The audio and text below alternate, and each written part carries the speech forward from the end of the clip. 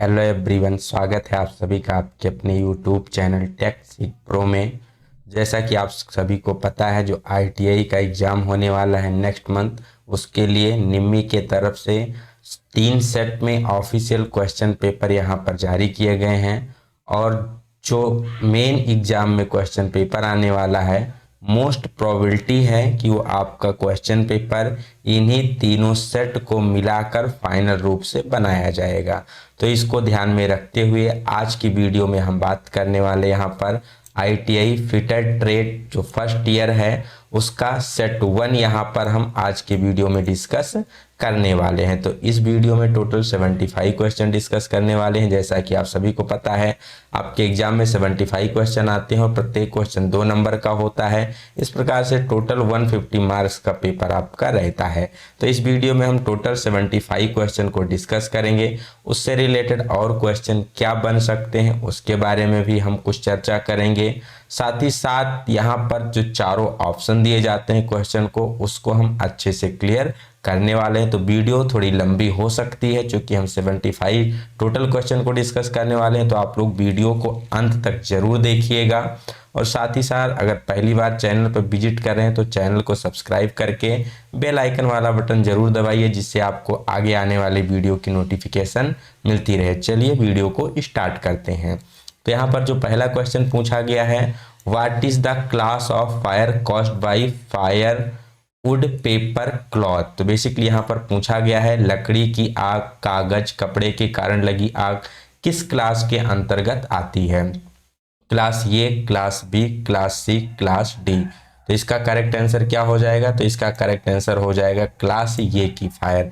जो लकड़ी, कागज, कपड़े या बेसिकली कह लिया जाए सॉलिड मटेरियल के कारण जो आग लगती है वो किसके अंतर्गत आती है? वो क्लास ए के अंतर्गत रखी जाती है। आप सभी को क्लियर होना चाहिए कि बेसिकली आग या फायर को कितने भागों में बांटा जाता है। तो बेसिकली इसको 4 भागों में बांटा जाता है, class A, class B, class C और क्लास डी।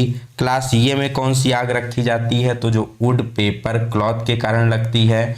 क्लास बी में कौन सी रखी जाती है? तो जो ऑयल या फ्लेमेबल लिक्विड या लिक्विफाइड सॉलिड के कारण जो आग लगती है वो क्लास बी में रखी जाती है।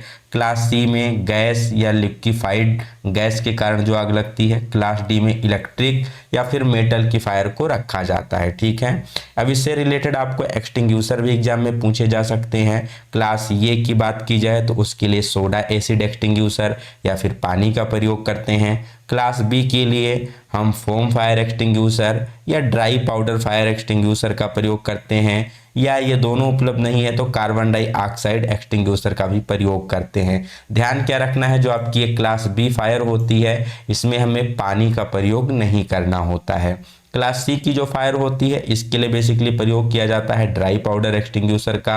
और क्लास डी की जो फायर होती है इसके लिए आपका एक स्पेशल एक्सटिंग्विशर, जिसे आप CTC carbon tetra chloride fire extinguisher कहते हैं, उसका प्रयोग करते हैं। इसी को बीसीएफ या हेलेन एक्सटिंग्विशर कहते हैं। बेसिकली मेन नाम हेलेन एक्सटिंग्विशर, इसके अंदर सीटीसी और बीसीएफ दोनों भरा होता है। ये उपलब्ध नहीं है तो CO2 या ड्राई पाउडर भी प्रयोग कर सकते हैं। ध्यान रखना यहाँ पर फोम और वाटर का प्रयोग नहीं करना है। जो क्लास डी की फायर होती है इसमें आपको ना तो फोम फायर एक्सटिंग्विशर प्रयोग करना है ना ही वाटर का प्रयोग करना है। तो क्लियर हो गया होगा।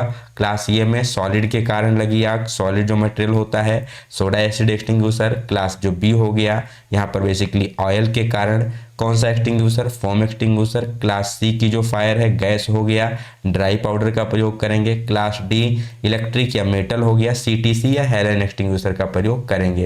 चलते हैं नेक्स्ट क्वेश्चन की तरफ। नेक्स्ट क्वेश्चन यहाँ पर पूछा गया है, which fire extinguisher filled with carbon tetrachloride and bromochlorodifluoromethane BCF। अभी हमने आपको ऊपर ही बताया था जो हेलेन एक्सटिंग्विशर होता है। ठीक है, क्या है इसका correct answer? Helen extinguisher. Helen extinguisher में क्या भरा होता है? सीटीसी और BCF. CTC means carbon tetrachloride और बीसीएफ मीन्स ब्रोमोक्लोरोडाइफ्लोरोमीथेन। कहाँ पर प्रयोग करते हैं? तो इसका प्रयोग किया जाता है क्लास डी की फायर के लिए। ठीक है, तो आशा करते हैं क्वेश्चन क्लियर हो गया होगा। नेक्स्ट क्वेश्चन की तरफ चलते हैं। What are the 3 factor causes fire. Basically आग लगने के लिए 3 चीज़ों की ज़रूरत होती है जिसे हम फायर ट्रायंगल के नाम से जानते हैं। तो वो 3 चीज़ें क्या क्या होती हैं ये आपसे पूछा गया। तो क्या क्या ज़रूरत होती है, आपको ज़रूरत होती है फ्यूल, हीट और ऑक्सीजन की। ईंधन चाहिए, ऊष्मा चाहिए और ऑक्सीजन चाहिए। जब ये तीनों चीज़ें आपस में मिलती हैं तभी आग लगती है। ऑक्सीजन आपकी एटमॉस्फेयर में उपलब्ध होती है। हीट किसके द्वारा देते हैं, हीट मतलब ताप, किसी भी ताप स्रोत से, जैसे मान लीजिए नॉर्मल जो आप घर में गैस वगैरह पे खाना बनाते हैं तो लाइटर से देते हैं, या कोई अदर चीज़ जलाना है तो माचिस के थ्रू हम जलाते हैं, तो कह लीजिए आपका वो एक हीट सोर्स हो गया। फ्यूल जो जलने वाला पदार्थ होता है उसी को हम फ्यूल कहते हैं। तो जब फ्यूल, हीट, ऑक्सीजन तीनों आपस में मिलती हैं तो वहाँ पर आग लगती है। ठीक है, अब आग बुझाना है तो इन तीनों में से हमें किसी एक को यहाँ से हटाना पड़ता है।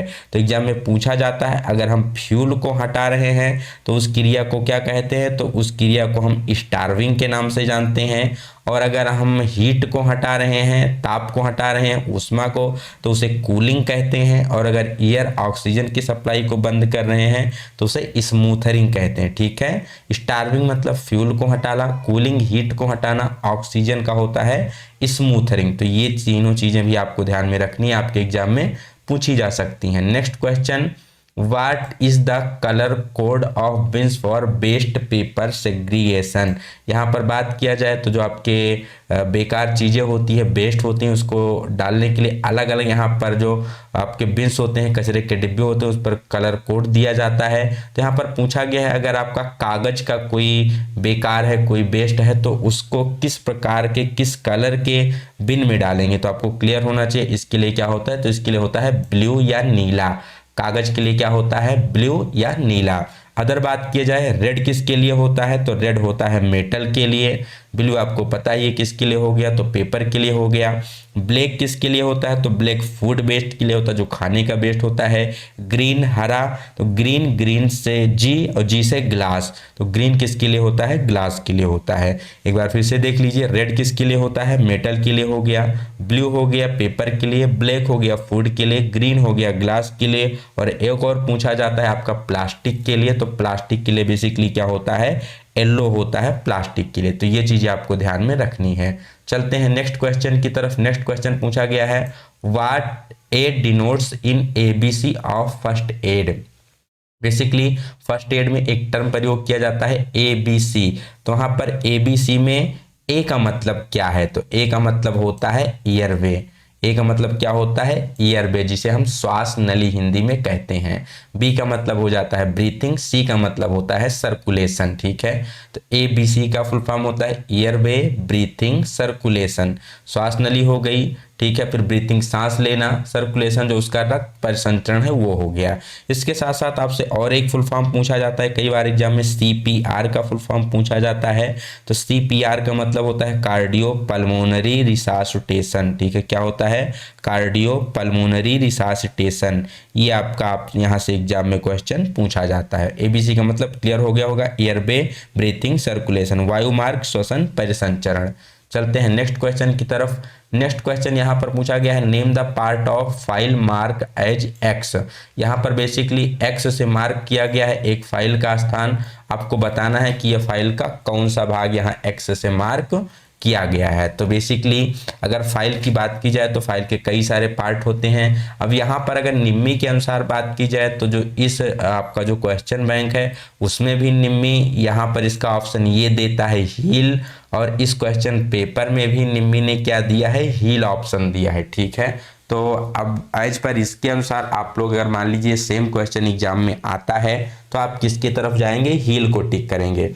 लेकिन अगर x की बात की जाए कि x वाला पार्ट है कौन सा, तो अगर आप सही से आपने पढ़ा होगा तो आपको पता होगा जो ये वाला पार्ट है बेसिकली ये क्या है, ये टैंक का पार्ट होता है जो कि हमारा हैंडल के अंदर जाता है। और हील की बात की जाए तो बेसिकली यहाँ आपका ये वाला एरिया हील होता है जिस पर दांते नहीं कटे होते हैं, बट एज पर ऑप्शन के अनुसार आप हील की तरफ जाएंगे। ठीक है, क्योंकि आप एग्जाम में गलत आपके क्वेश्चन नहीं होने चाहिए। ये आपका हैंडल हो गया, यहाँ पर आपका फेरुल हो गया, टैंग हो गया, यहाँ पर आपको जो कर्व वाला भाग है ये आपका शोल्डर हो गया, ये हील हो गया। यहाँ पूछा जाए तो आपका एज हो गया, ये हो गया टिप और पॉइंट, ये आपका उसका बॉडी फेस हो गया। ये जो आपका यहाँ पर टिप से लेकर के हील तक का जो दिखाया गया ये क्या है, आपका लंबाई होती है फाइल की, जिसे हम यल के द्वारा डिनोट करते हैं। ठीक है, चलते हैं अपने नेक्स्ट क्वेश्चन की तरफ कि नेक्स्ट क्वेश्चन हमारा यहाँ पर क्या पूछा गया है। तो नेक्स्ट क्वेश्चन पूछा गया है, which chisel used for squaring material at corners और joint। बेसिकली कार्नर और जॉइंट पर जब मटेरियल को चौकोर करना होता है तो वहाँ पर किस चीजल का प्रयोग किया जाता है, ये बेसिकली आपसे यहाँ पर क्वेश्चन में पूछा गया है। ऑप्शन है flat chisel, cross cut chisel, diamond chisel या हाफ पॉइंट चीजल। तो इसका करेक्ट आंसर हो जाएगा क्या, डायमंड पॉइंट चीजल।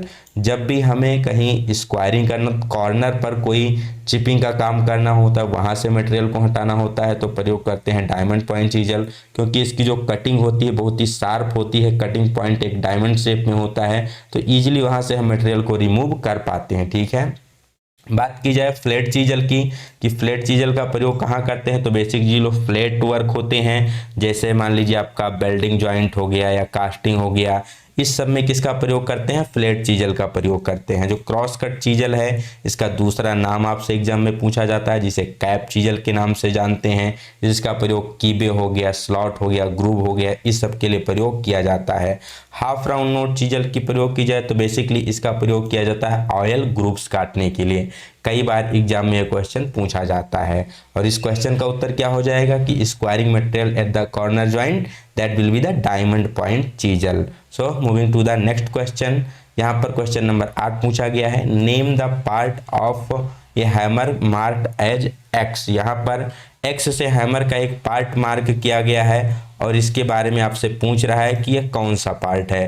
तो यह हैमर का कौन सा पार्ट है, तो यह हो जाएगा चीक। क्या हो जाएगा, चीक हो जाएगा। यहाँ पर जो आपका ऑप्शन नंबर 3 दिया गया है चीक, ये इस प्रश्न का सही उत्तर हो जाएगा। और चीक की बात की जाए तो हैमर का वो पार्ट होता है जहां पर हैमर का वेट जो वजन होता है उसको यहाँ पर लिखा जाता है, स्टैम्प किया जाता है। ठीक है, और ये हैमर का ऐसा भाग होता है, मिडिल वाला भाग, जिसको हम हार्ड और टेम्पर नहीं करते हैं, सॉफ्ट ही रखते हैं। ठीक है, ये आपका क्या हो गया, हैमर का हैंडल हो गया, जो कि वुड या प्लास्टिक से बनाया जाता है, जिससे कि ये शॉक को एब्जॉर्ब कर सके, झटके सहन कर सके, इसीलिए इसे हम बनाते हैं वुड या प्लास्टिक से। ये वाला पार्ट आपका हो गया पिन, सॉरी इसे हम क्या नाम जानते हैं, पिन के नाम से जानते हैं। और पिन बेसिकली प्रयोग की जाती है आपकी कह लीजिए जब हम रिवेटिंग करते हैं बेसिकली सीट मेटल वर्क में, तो यहाँ पर हम पिन का प्रयोग करते हैं। ये वाला हो गया आपका फेस।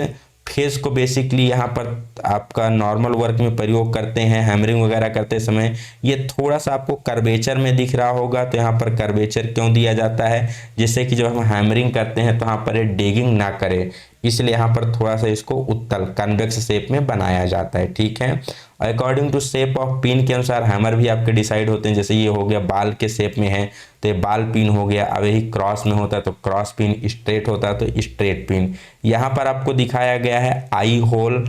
आई होल बेसिकली इसमें क्या फिट होता है, तो इसमें हैंडल फिट होता है। ठीक है, और आई होल को किस टाइम पे बनाते हैं, थोड़ा सा ओवल बनाते हैं, अंडाकार बनाते हैं, जिससे कि उसमें हैंडल को लूज होने से बचाने के लिए उसमें एक वेज फिट की जा सके, जिससे कि वहां पर जो आपका हैंडल है वो उससे बाहर ना निकले। तो आशा करते हैं क्वेश्चन भी आपको क्लियर हो गया होगा। जो यहाँ पर पूछा गया था पार्ट एक्स, इसका उत्तर हो जाएगा चीक। चलते हैं नेक्स्ट क्वेश्चन की तरफ। नेक्स्ट क्वेश्चन पूछा गया है, which file has the parallel edge through the length. कौन सी ऐसी फाइल होती है जो कि पूरी लंबाई में समानांतर होती है। कौन सी फाइल जो कि पूरी लंबाई में समानांतर होती है, उसे हम कहते हैं हैंड फाइल। किस नाम से जानते हैं, हैंड फाइल। इसी को सेफ एज फाइल के नाम से भी जाना जाता है। इसका प्रयोग बेसिकली स्क्वायर यहाँ पर जहाँ पर 90 डिग्री के वर्क होते हैं, एक आपका कह लीजिए भुजा फिनिश है, दूसरे को हमें बचाना है कि उस पर कोई डेंट स्क्रैच ना हो, तो वहां पर इस केस में हैंड फाइल का प्रयोग या सेफ एज फाइल का प्रयोग किया जाता है। बास्टर्ड फाइल आपका बहुत ज़्यादा मटेरियल हटाने के लिए प्रयोग की जाती है, अकॉर्डिंग टू ग्रेड के अनुसार फाइल होती है। Rasp cut file single cut file according to cut के अनुसार होती है। जो रैस्प कट फाइल होती है इसमें इंडिविजुअल शार्प टीथ होते हैं, वुड या लेदर की फाइलिंग के लिए प्रयोग करते हैं। सिंगल कट फाइल फिनिशिंग कार्य में बेसिकली सॉफ्ट मटेरियल में प्रयोग की जाती है, अच्छी फिनिश आती है। 60 डिग्री पर इसके टीथ कटे होते हैं। चलते हैं अपने नेक्स्ट क्वेश्चन की तरफ नेक्स्ट क्वेश्चन पूछा गया है which caliper is used to mark the centre of round bar. यहाँ पर कोई गोलाकार, बेसिकली राउंड बार का मतलब है सिलेंड्रिकल जॉब है, कोई एक शाफ्ट है, उसका सेंटर हमें मार्क करना है तो किस कैलिपर का प्रयोग किया जाएगा। तो आप सभी को क्लियर होना चाहिए किसका प्रयोग करते हैं।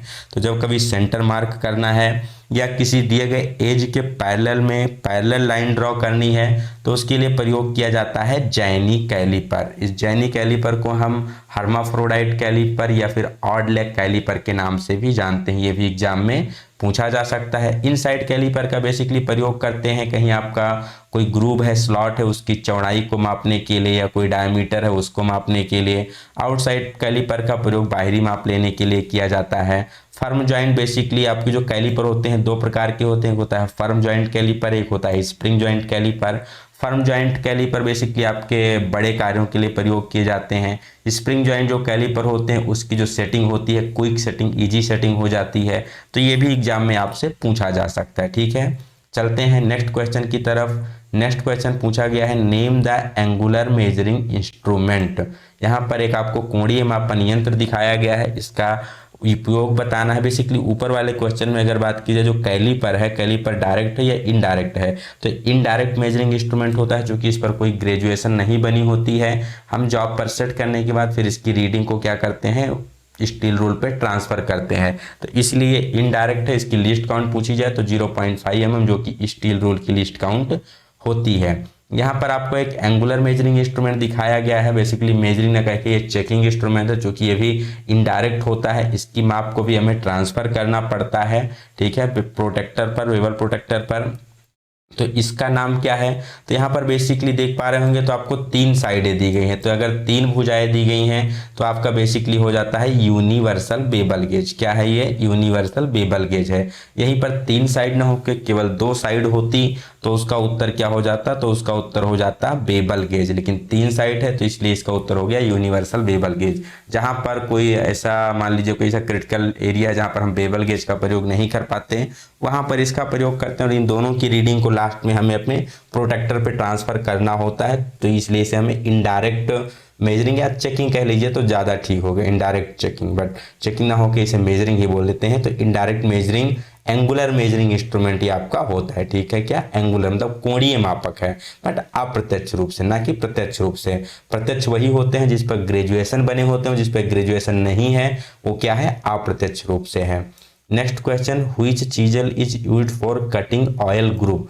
ऑयल ग्रुप काटने के लिए किस चीजल का प्रयोग करते हैं, तो ऊपर वाले क्वेश्चन में ही हमने डिस्कस किया था किसका प्रयोग किया जाता है, हाफ राउंड नोच चीजल का प्रयोग करते हैं यहाँ पर हम ऑयल ग्रुप काटने के लिए। फ्लैट चीजल का प्रयोग करते हैं वेल्डिंग कास्टिंग या फ्लैट वर्क में। वेब चीजल का प्रयोग किया जाता है चैन ड्रिलिंग के बाद मटेरियल जो उसके बीच में बच जाता है उसको हटाने के लिए। डायमंड पॉइंट चीजल का प्रयोग किया जाता है कॉर्नर पर मटेरियल को स्क्वायर करने के लिए। और ऑयल ग्रुप काटने के लिए आपका हाफ राउंड नोट चीजल का प्रयोग किया जाएगा।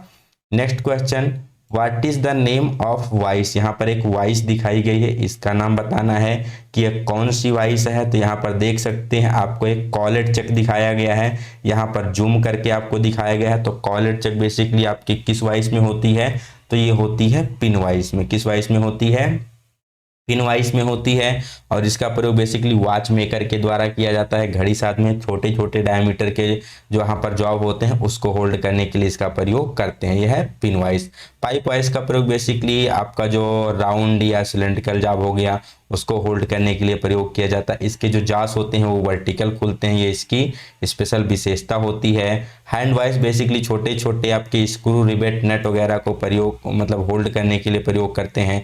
मशीन वाइस का प्रयोग करते हैं मशीनों पर ऑपरेशन करते समय, जैसे ड्रिलिंग हो गया, रिमिंग टैपिंग। इस समय जो आपके इस सारे जो आपके मशीनें होती हैं उस पर जो जॉब को होल्ड करने के लिए वाइस प्रयोग की जाती है वो कौन सी होती है, मशीन वाइस। सबसे ज़्यादा आपने इसको देखा होगा ड्रिलिंग मशीन पर। नेक्स्ट क्वेश्चन की बात की जाए what is the accuracy of protractor head in the combination set है। तो कॉम्बिनेशन सेट की बात की जाए तो उसमें 3 चीजें होती हैं, प्रोटेक्टर यहाँ पर प्रोटेक्टर हेड हो गया, सेंटर हेड हो गया और आपका स्क्वायर हेड हो गया। तो उसमें प्रोटेक्टर हेड के बारे में पूछ गया है कि प्रोटेक्टर हेड की एक्यूरेसी कितनी होती है। तो इसकी एक्यूरेसी होती है बेसिकली 1 डिग्री। 1 डिग्री के एक्यूरेसी में बेसिकली ये काम करता है, किसी भी एंगल को मेजर कर सकता है, चेक कर सकता है, मार्क कर सकता है। जो दूसरे वहाँ पर 2 हेड होते हैं, आपका सेंटर हेड हो गया, कोई आपका मतलब राउंड जॉब है, राउंड बार है, तो उसका सेंटर निकालने के लिए 45 डिग्री 90 डिग्री एंगल चेक करने के लिए, ठीक है, आपका हो गया सेंटर हेड। ठीक है, स्क्वायर हेड हो गया आपका। तो स्क्वायर हेड का प्रयोग किया जाता है बेसिकली आपका 45 डिग्री का जो एंगल हो गया, 90 डिग्री का एंगल हो गया, उसको मार्क करने के लिए, चेक करने के लिए, स्क्वायरनेस फ्लैटनेस चेक करने के लिए। और सेंटर हेड का प्रयोग होगा, कोई राउंड बार है या सिलेंड्रिकल जॉब है तो उसका सेंटर निकालने के लिए। प्रोटेक्टर हेड का प्रयोग 1 डिग्री की एक्यूरेसी में कोण को मापने के लिए या फिर मार्क करने के लिए। चलते हैं अपने नेक्स्ट क्वेश्चन की तरफ। नेक्स्ट क्वेश्चन पूछा गया है, which punch is used for witness mark. कौन सा ऐसा पंच है जिसका प्रयोग बिटनेस मार्किंग के लिए किया जाता है। तो कौन सा पंच है आपका, डार्ट पंच। डार्ट पंच का प्रयोग कहाँ करते हैं, बिटनेस मार्किंग के लिए। इसका एंगल कितना होता है, तो 60 डिग्री एंगल होता है। पिन पंच का प्रयोग किया जाता है डबल पिन या फिर लोकेटिंग पिन को असेंबली से निकालने के लिए। बेल पंच बेसिकली एक घंटी के शेप में होता है, इसका प्रयोग किया जाता है मतलब कोई सिलेंड्रिकल जॉब है तो शीघ्रता से उसके सेंटर को मार्क करने के लिए। यहाँ पर जो इसकी बॉडी होती है कंप्रेस गाइड होती है। सेंटर पंच का प्रयोग किया जाता है ड्रिलिंग करने से पहले किसी भी जॉब में उसका सेंटर को मार्क करने के लिए, जिससे कि जो ड्रिल का पॉइंट है वहाँ पर आसानी से बैठ सकें। इसका एंगल होता है बेसिकली 90 डिग्री। एक और पंच होता है जिसे हम कहते हैं प्रिक पंच, जो 2 होते हैं 30 डिग्री और 60 डिग्री। 60 डिग्री बेसिकली वो डार्ट पंच ही होता है जो कि नॉर्मल बिटनेस मार्किंग के लिए प्रयोग करते हैं। 30 डिग्री का जो प्रिक पंच होता है सीट मेटल में प्रयोग किया जाता है, या कह सकते हैं जो डिवाइडर का वहाँ पर पॉइंट होता है उसको स्थान देने के लिए उसका प्रयोग किया जाता है। किसका, प्रिक पंच का। पूछा जाता है एग्जाम में कि जो पंच होता है पंचिंग करते समय किस हैमर का प्रयोग किया जाता है। तो बाल पिन हैमर, लगभग 250 ग्राम के बाल पिन हैमर का प्रयोग करते हैं। और 2 पंचिंग पॉइंट होते हैं, उनके बीच की दूरी 3 से 5 mm यहाँ पर रखी जाती है। चलते हैं अपने नेक्स्ट क्वेश्चन की तरफ। What is the name of part x mark in the surface gauge. यहाँ पर आपको एक सरफेस गेज दिखाया गया है, यहाँ पर पूछा गया है जो एक्स से मार्क किया गया है ये कौन सा भाग है। तो आपको क्लियर होना चाहिए, यहाँ पर जो एक्स से मार्क किया गया भाग है इसको हम क्या कहते हैं, इसको स्नग के नाम से जानते हैं। क्या है ये, स्नग है। और यहीं पर आपको एक नट दिखाया गया है, ये क्या है आपका, तो ये स्क्राइबर है। इस वाले पार्ट को स्पिंडल कहते हैं। ये बेसिकली आपका बेस हो गया, रॉकर आर्म। और यहाँ पर अंदर यहाँ पर डवटल ग्रुप कटे हैं और इसके नीचे यहाँ पर 2 गाइड पिन लगी होती हैं जिसके द्वारा हम पैरेलल लाइन को भी खींच सकते हैं। और स्क्राइबर के द्वारा यहाँ पर स्क्राइबर के द्वारा यहाँ पर किसी को मार्किंग भी कर सकते हैं, या बेसिकली कह लीजिए जॉब को हम सेट करने के लिए इसका प्रयोग करते हैं। तो आशा करते हैं आपको ऑप्शन सारे क्लियर हो गए होंगे। यहाँ पर जो एक्स पूछा गया था, एक्स का है आपका स्नग है। इसका ऑप्शन नंबर कौन से सही हो जाएगा, 2 सही हो जाएगा, स्नग। चलते हैं अपने नेक्स्ट क्वेश्चन की तरफ। नेक्स्ट क्वेश्चन पूछा गया है, which is used to finish the resharpened divider point। जब हम डिवाइडर के पॉइंट को शार्प करते हैं, मतलब मान लीजिए ब्लंट हो गया, फिर से शार्प करने के बाद फिनिश किस पर करते हैं, तो उसका सही ऑप्शन हो जाएगा ऑयल स्टोन पर। इसकी धार को किस पर सेट करते हैं, तो ऑयल स्टोन पर इसकी धार को लगाया जाता है। ठीक है, चलते हैं नेक्स्ट क्वेश्चन की तरफ। तो नेक्स्ट क्वेश्चन यहाँ पर पूछा गया है, which vice is used for holding hollow cylindrical job. कोई हॉलो है या सिलेंड्रिकल जॉब है, इसको होल्ड करने के लिए किस वाइस का प्रयोग करेंगे। ऊपरी क्वेश्चन में हमने आपको बताया था किसका प्रयोग करते हैं, पाइप वाइस का प्रयोग करते हैं। और इसके जॉस वर्टिकल रूप से खुलते हैं। बाकी पिन वाइस, हैंड वाइस, इस सबको हम ऊपर के क्वेश्चन में क्लियर कर चुके हैं। ठीक है, बेंच वाइस क्या होती है, तो फाइलिंग, हेक्साइन, इस सभी ऑपरेशन के लिए जो वर्कशॉप में हम वाइस प्रयोग करते हैं जिस पर जो आपको होल्ड करते हैं, तो बेसिकली आपकी होती है बेंच वाइस, कास्ट आयरन की बनाई जाती है। नेक्स्ट क्वेश्चन यहाँ पर, what is the name of angle between the axis of chisel and job surface while chipping. Chipping करते समय छेनी के अक्ष और जाप की सतह के बीच का कोण का नाम क्या होता है। तो बेसिकली ये फिगर नहीं दिया गया है आपके क्वेश्चन में, फिगर हमने बाहर से इंसर्ट किया है जिससे कि यहाँ पर आपको हम अच्छे से इस क्वेश्चन को समझा सकें। ठीक है, तो इसीलिए हमने यहाँ पर फिगर को लिया है। तो ये क्वेश्चन बेसिकली आपसे क्या पूछा गया है, क्वेश्चन यहाँ पर पूछा गया है कि चिपिंग करते समय जो आपका कह सकते हैं 1 मिनट। चिपिंग करते समय छेनी के अक्ष और जॉब की सतह के बीच का कोण, तो ये हो गया आपकी जॉब की सरफेस हो गई, ठीक है। उसके 90 डिग्री की ये सरफेस हो गई। यहाँ पर आपको एक चीजल दिखाई गई है, ठीक है, और चीजल का यहाँ पर आपको एक्सिस दिखाया गया है। ये क्या है, चीजल का एक्सिस है। तो पूछा गया है चीजल के एक्सिस और जॉब की सतह, तो ये हो गई जॉब की सतह, ये हो गई चीजल की एक्सिस। तो इसके बीच का जो ये कोण है बेसिकली ये वाला कोण, तो ये किस कोण से नाम से जानते हैं, तो इसे कहा जाता है एंगल ऑफ इंक्लिनेशन। मतलब जिस कोण पर आपकी चीजल झुकी होती है उसी को एंगल ऑफ इंक्लिनेशन कहते हैं। क्या होता है, जो आपके यहाँ पर चीजल होती है उसके एक्सिस और जॉब का जो आपका सरफेस होता है उसके बीच का बेसिकली एंगल होता है। और यहाँ पर दो एंगल दिए गए हैं उसके बारे में बात की जाए। यहाँ पर जो आपकी ये जॉब जो चीजल की निचली सतह है और जॉब की सरफेस है, इसके बीच जो एंगल बनना है अल्फा, इसे क्लियरेंस एंगल कहते हैं। और जॉब की जो दोनों सरफेस ऊपरी और निचली सरफेस, इसके बीच का जो कोण है जिसे हम बीटा कहते हैं, इसे पॉइंट एंगल के नाम से जाना जाता है। और यहाँ पर जो जॉब के लंबवत सरफेस है 90 डिग्री पर और चीजल की जो ऊपरी सरफेस है इसके बीच जो एंगल यहाँ पर गामा बन रहा है इसे हम क्या कहते हैं, तो इसे रैक एंगल के नाम से जानते हैं। तो आशा करते हैं ये सारे ऑप्शन आपको क्लियर हो गए होंगे। चलते हैं नेक्स्ट क्वेश्चन की तरफ। इस क्वेश्चन का उत्तर क्या हो जाएगा, तो इसका हो जाएगा angle of inclination. Next question यहाँ पर पूछा गया है Which part of the Babel protector contact with the inclined surface while marking?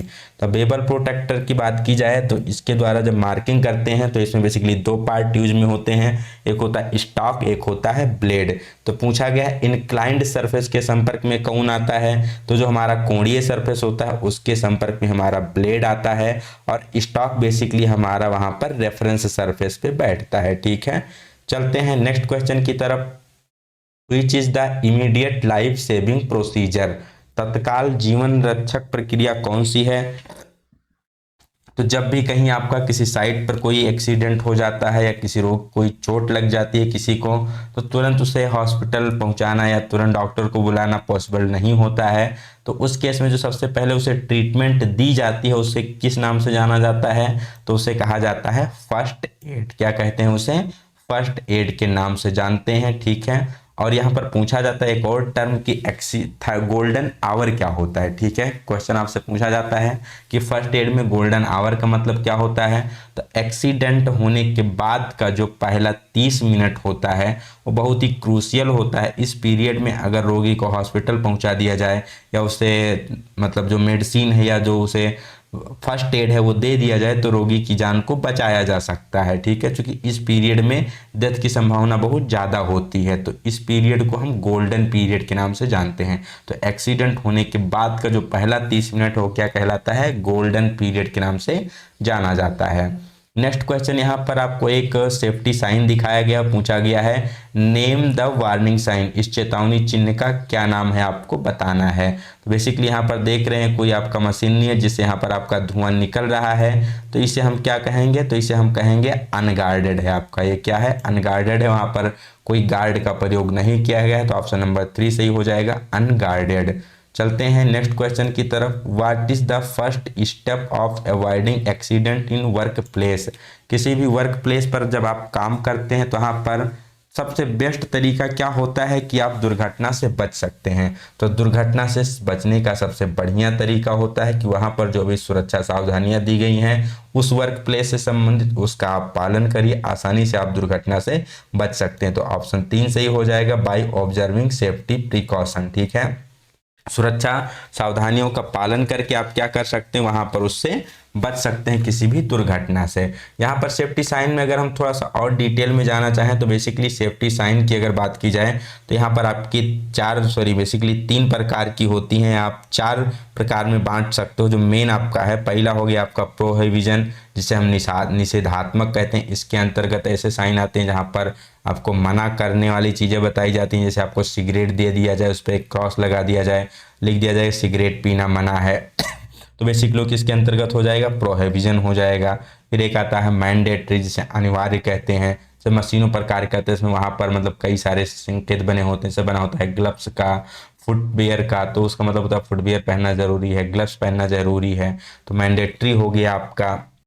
Next कुछ ऐसे साइन होते हैं जो हमें किसी बारे में चेतावनी देते हैं, बेसिकली जिसे हम वार्निंग साइन कहते हैं। जैसे कहीं पर इलेक्ट्रिक है, खंबा है या कोई बिजली का है, तो वहाँ पर एक आपको एक सिंबल सा बना दिया जाता है एक सर्किट डाउन का, तो जिसे कहते हैं मतलब आपको वहाँ पर कुछ खतरा है, जैसे रेडिएशन का खतरा है या कुछ ओवरलोड का खतरा है, इलेक्ट्रिक शॉक का है, तो आपका वार्निंग के अंतर्गत हो गया।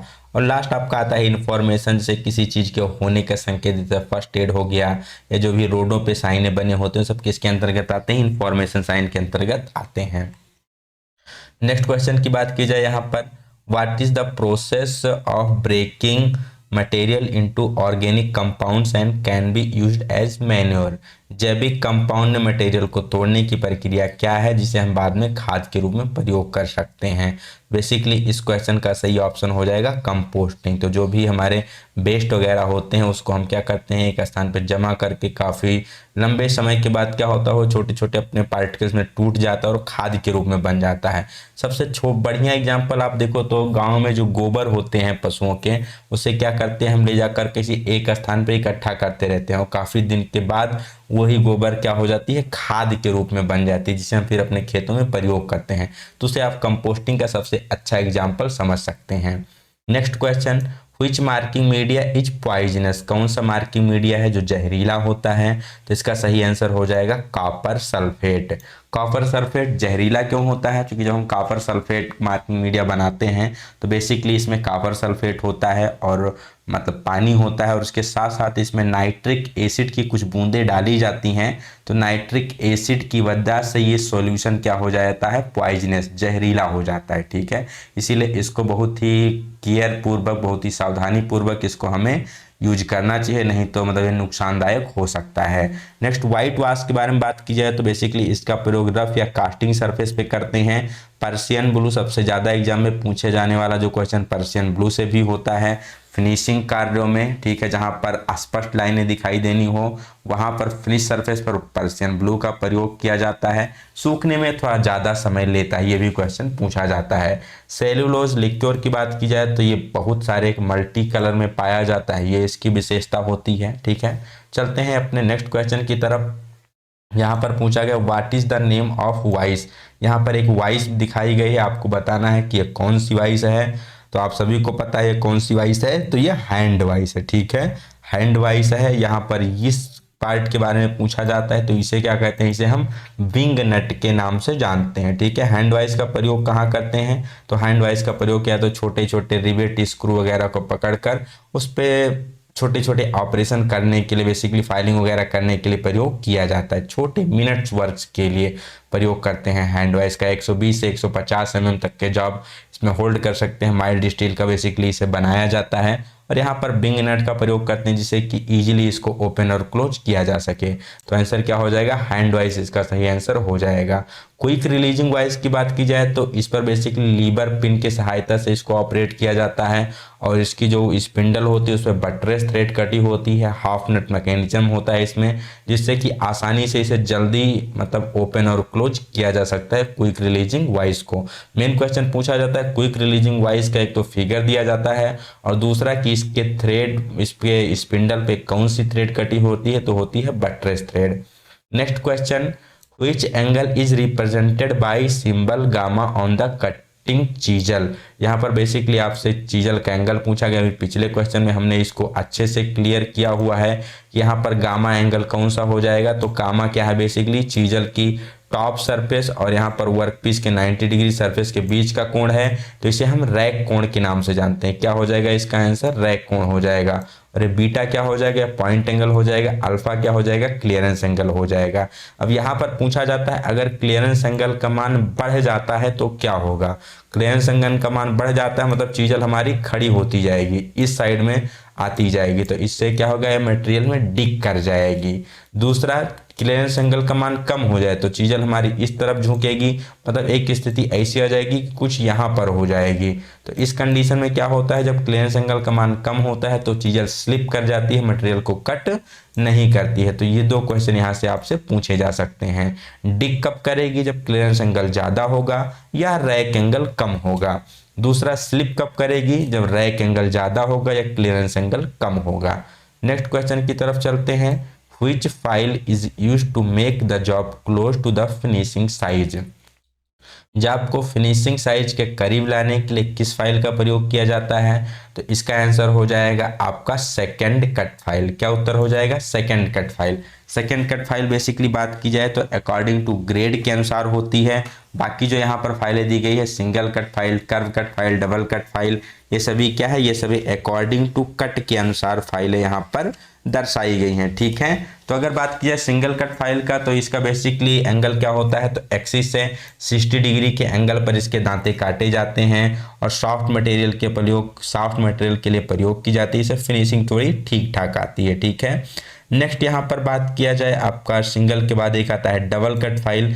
डबल कट फाइल में बेसिकली विकर्ण डायगोनल के रूप में दांते कटे होते हैं। एक होता है ओवर कट जो कि 70 डिग्री पर होता है, अप कट होता है 51 डिग्री पर। ठीक है, और दांते कैसे कटे होते हैं? डायगोनल, एक दूसरे के विकर्ण में कटे होते हैं। इसका प्रयोग बेसिकली नॉर्मल मटेरियल के लिए, माइल्ड स्टील वगैरह जो आपका नॉर्मल मटेरियल है या तेजी से मटेरियल रिमूव करना है तो वहाँ पर प्रयोग करते हैं।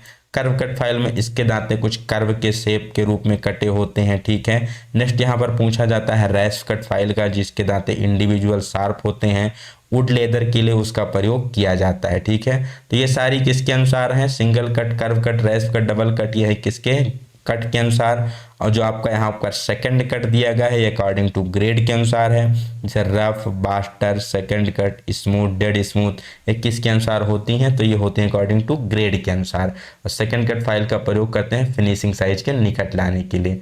नेक्स्ट क्वेश्चन यहाँ पर पूछा गया है नेम द फाइल। यहाँ पर आपको फाइलें दिखाई गई हैं और पूछा गया है ये कौन सी फाइलें हैं। ध्यान में रखना है डिफरेंट शेप और साइज की आपकी एक ही फाइल पाई जाती है, जिसे हम रिफलर फाइल के नाम से जानते हैं। कौन सी फाइल होती है? रिफलर फाइल होती है, जो कि डिफरेंट शेप और साइज में उपलब्ध होती है। प्रयोग कहाँ करते हैं? तो डाई सिंकिंग के लिए, इनग्रेविंग के लिए या सिल्वर स्मिथी के लिए इसका प्रयोग किया जाता है। नेक्स्ट यहाँ पर बैरेट फाइल के बारे में दिया गया है, तो बेसिकली ये फ्रेट और ट्रायंगुलर शेप में पाई जाती है। इसके काफ़ी दांते जो होते हैं चौड़े फेस पर होते हैं और इसका बेसिकली प्रयोग किया जाता है जो भी आपके शार्प कॉर्नर होते हैं उसको फिनिशिंग करने के लिए। क्रॉसिंग फाइल की बात की जाए तो क्रॉसिंग फाइल को फिशबैक फाइल के नाम से जानते हैं और इसका प्रयोग हाफ राउंड फाइल की जगह करते हैं। जहां पर हाफ राउंड फाइल उपलब्ध नहीं होती है वहां पर क्रॉसिंग फाइल का प्रयोग किया जाता है। नेक्स्ट है यहाँ पर मिल्सा फाइल। मिल्सा फाइल की बात की जाए तो बहुत ही इंपॉर्टेंट फाइल है। इसके बारे में पूछा जाता है कि जो वुड वर्किंग सा होते हैं उसके दांतों को तेज करने के लिए कौन सी फाइल होती है? तो होती है मिल्सा फाइल। कौन सी फाइल होती है? मिल्सा फाइल यहाँ पर होती है। Next question, where will be the bet of the hammer stamped. हमने ऊपर वाले क्वेश्चन में ही आपको अच्छे से क्लियर किया था कि जो हैमर का बेट होता है वो कहाँ पर स्टैम्प किया जाता है? उसके चीक पर, जो कि मिडिल वाला पोर्शन होता है सॉफ्ट रखा जाता है। Next question, what is the accuracy of try square. Try square की एक्यूरेसी क्या होती है? तो बेसिकली ट्राई स्क्वायर की एक्यूरेसी होती है 0.002 mm पर 10 mm लेंथ, बट यहाँ ऑप्शन में नहीं दिया गया है तो इसलिए इसमें हम ऑप्शन ए की तरफ जाएंगे 0.02 mm। लेकिन मान लीजिए अगर आपको ऑप्शन में दिया जाए 0.002 mm पर 10 mm लेंथ तो वो सही हो जाएगा, वो ऑप्शन में नहीं है इसलिए यहाँ पर 0.02 सही हो जाएगा। Next question, what is the name of the chisel. यहाँ पर छैनी का नाम पूछा गया है। इसको भी हमने ऊपर क्वेश्चन में अच्छे से आपको क्लियर किया। यहाँ पर बेसिकली चैन ड्रिलिंग आपको दिखा रहा है, डिफरेंट होल दिखा रहा है, इनके बीच जो मटेरियल बचे हैं उसको रिमूव कर रही है। तो एक कौन सी चीजल हो जाएगी? ये हो जाएगी वेब चीजल। कौन सी हो जाएगी? वेब चीजल, जिसका प्रयोग किया जाता है चैन ड्रिलिंग के बाद मटेरियल को हटाने के लिए। बाकी चीजल के बारे में हमने ऊपर डिस्कस कर लिया है। What is the accuracy of vernier bevel protractor. तो वर्नियर बेबल प्रोटेक्टर के द्वारा हम कितने सटीकता में एंगल को मेजर कर सकते हैं? ठीक है, तो उसके द्वारा basically 5 minute, option number C, 5 minute की एक्यूरेसी में इसके द्वारा यहाँ पर एंगल को मेजर किया जाता है। आपको क्लियर होना चाहिए कि 1 डिग्री में कितने मिनट होते हैं? 60 मिनट होते हैं और 1 मिनट में कितने सेकंड होते हैं? 60 सेकंड होते हैं। यहाँ पर जो आपको जीरो जैसा दिख रहा है, जैसे ये आपको ये ऊपर वाला क्या है 1 डिग्री, तो जीरो जैसा जो दिख रहा है वो डिग्री का सिंबल है। ठीक है, एक छोटा सा डैश मिनट का सिंबल, 2 छोटा सा डैश सेकंड का सिंबल हो जाता है, ठीक है। तो वल्नरेबल प्रोटेक्टर की एक्यूरेसी हो जाएगी 5 मिनट, ऑप्शन नंबर सी यहाँ से सही हो जाएगा। अगर पूछा जाए कि जो वल्नरेबल प्रोटेक्टर होता है इसमें जो मेन स्केल होती है उसकी एक्यूरेसी कितनी होती है, तो मेन स्केल की एक्यूरेसी 1 डिग्री होती है और वर्नियर स्केल की जो एक्यूरेसी होती है वो 1 डिग्री 55 मिनट होती है। इसीलिए जब इसका यहाँ पर हम निकालते हैं मतलब लिस्ट काउंट, तो उसमें हम 2 main scale division minus 1 vernier scale division लेते हैं, जिससे कि 2 डिग्री में से 1 डिग्री 55 मिनट को माइनस किया जाता है तो 5 मिनट निकल के आता है। कई बार 5 मिनट ऑप्शन में ना दे के वहाँ पर दिया जाता है 1 डिग्री के 12वें भाग तक, 1/12 डिग्री, ठीक है। तो 1/12 फिर ऊपर डिग्री दिया जाए तो भी ऑप्शन सही हो जाता है या फिर 5 मिनट सही हो जाता है। What is the name of the file, यहाँ पर आपको एक फाइल दिखाई गई है, इस फाइल का नाम क्या है, तो इस फाइल का नाम होता है रोटरी फाइल।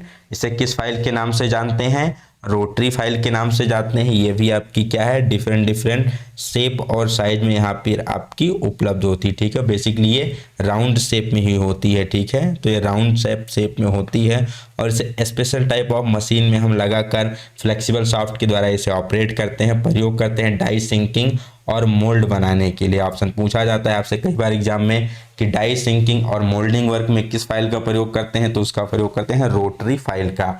बाकी जो फाइलें हमने आपको ऊपर वाले ऑप्शन में क्लियर किए हैं। टिंकर फाइल का आप नहीं बताए थे, तो टिंकर फाइल का प्रयोग किया जाता है जो ऑटोमोबाइल बॉडी होती हैं, ठीक है, उसमें टिंकरिंग के बाद उसको फिनिशिंग करने के लिए टिंकर फाइल का प्रयोग करते हैं। चलते हैं नेक्स्ट क्वेश्चन की तरफ। What is the advantage of waste disposal, अपशिष्ट निपाटन का लाभ क्या होता है। बेसिकली जो भी मान लीजिए आप किसी वर्कशॉप में कार्य कर रहे हैं, वहाँ पर बहुत सारे वेस्ट मटेरियल हो गए हैं, तो वेस्ट मटेरियल को डिस्पोज करना, बाहर फेंकने से उसका लाभ क्या है। आपका ऑप्शन है बहुत सारी ऊर्जा और संसाधन खर्च किए जाते हैं, नहीं गलत है। पर्यावरण पर प्रतिकूल प्रभाव में वृद्धि, नहीं, पर्यावरण मतलब अनुकूल उसको लिए और अच्छा होगा। नेक्स्ट, कार्यशाला को साफ और सुव्यवस्थित सुनिश्चित करें, तो यही ऑप्शन सही हो जाएगा। Ensure workshop neat and TD, मतलब जो भी आपका वर्कशॉप है जहां पर काम कर रहे हैं, जब आप वहां से वेस्ट को डिस्पोज कर देते हैं तो काफी अच्छा साफ सुथरा हो जाता है। Next question, name the property of metal which can be drawn into wire without rupture, धातु के वह गुण कौन सा है जिसके कारण धातु को हम तार के रूप में बदल सकते हैं बिना टूटे हुए। तो जब भी तार का वायर का नाम आ जाए तो ऑप्शन सही क्या हो जाएगा, डक्टिलिटी। डक्टिलिटी के कारण हम क्या कर सकते हैं, धातुओं के तार बना सकते हैं और टूटती नहीं है। टेनासिटी, टेनासिटी बेसिकली धातु की वो प्रॉपर्टी होती है जिसके कारण वो टेंसाइल फोर्स को सहन करती है और टूटती नहीं है। इलास्टिसिटी बेसिकली धातु की वो प्रॉपर्टी होती है जिसके कारण उस पर लगा हुआ जब हम जो एक्सटर्नल फोर्स होता है, बाह्य बल होता है, उसको हटाते हैं तो फिर से अपनी ओरिजिनल शेप और साइज को रिगेन कर लेती है, मतलब जो प्रारंभिक अवस्था होती है उसमें वापस आ जाती है, तो इलास्टिसिटी होती है। मैलेबिलिटी के कारण हम सीट को हैमरिंग या रोलिंग करके मतलब मेटल को सीट या पतली पतली चादर के रूप में ढाल सकते हैं।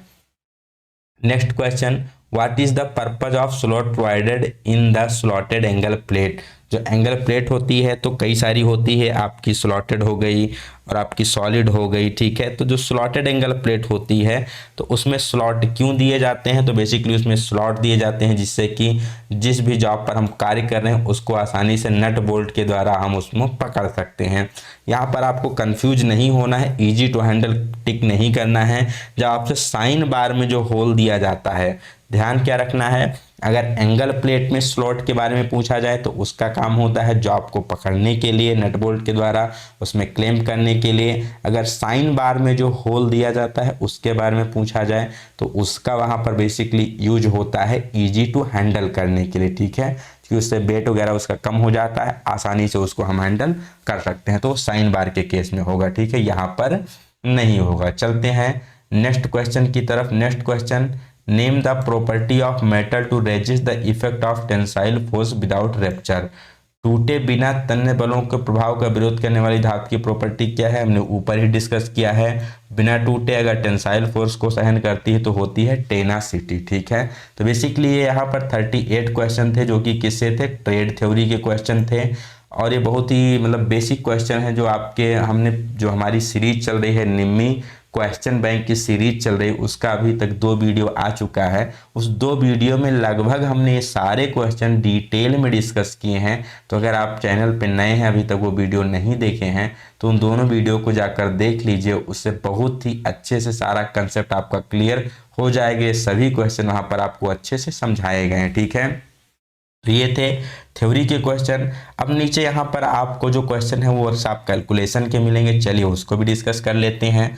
पहला question, what are the 2 classification of system of unit. Basically यहाँ पर पूछा गया है 2 कौन सी प्रणालियाँ होती हैं यूनिट की, ठीक है। ऑप्शन ब्रिटिश है, मेट्रिक है, देन ग्रेविटेशनल है, नॉन ग्रेविटेशनल है, देन फंडामेंटल है एंड ड्राइव्ड है, फिर उसके बाद मेट्रिक है और इंटरनेशनल है। तो उसका उत्तर सही क्या हो जाएगा, तो बेसिकली इसका उत्तर सही हो जाएगा option number 3 fundamental unit and derived unit. एक होता है आपका मूल या मौलिक और दूसरा होता है व्युत्पन्न, ठीक है। जैसे लंबाई हो गया तो लंबाई हो गया आपका फंडामेंटल, ठीक है। दूरी आपका क्या हो गया फंडामेंटल। अब उससे जो आपकी निकल के आएगी जैसे लेंथ लंबाई मीटर वो आपका हो गया फंडामेंटल, ठीक है। अब बात कर लो आप क्षेत्रफल, तो क्षेत्रफल में क्या होती है लंबाई और चौड़ाई 2 हो गया, ठीक है। तो क्या हो गया व्युत्पन्न हो गया। आयतन ले लो, लंबाई गुणे चौड़ाई गुणे मोटाई या फिर ऊंचाई, तो वो क्या हो गया वो ड्राइव्ड व्युत्पन्न हो गई, ठीक है।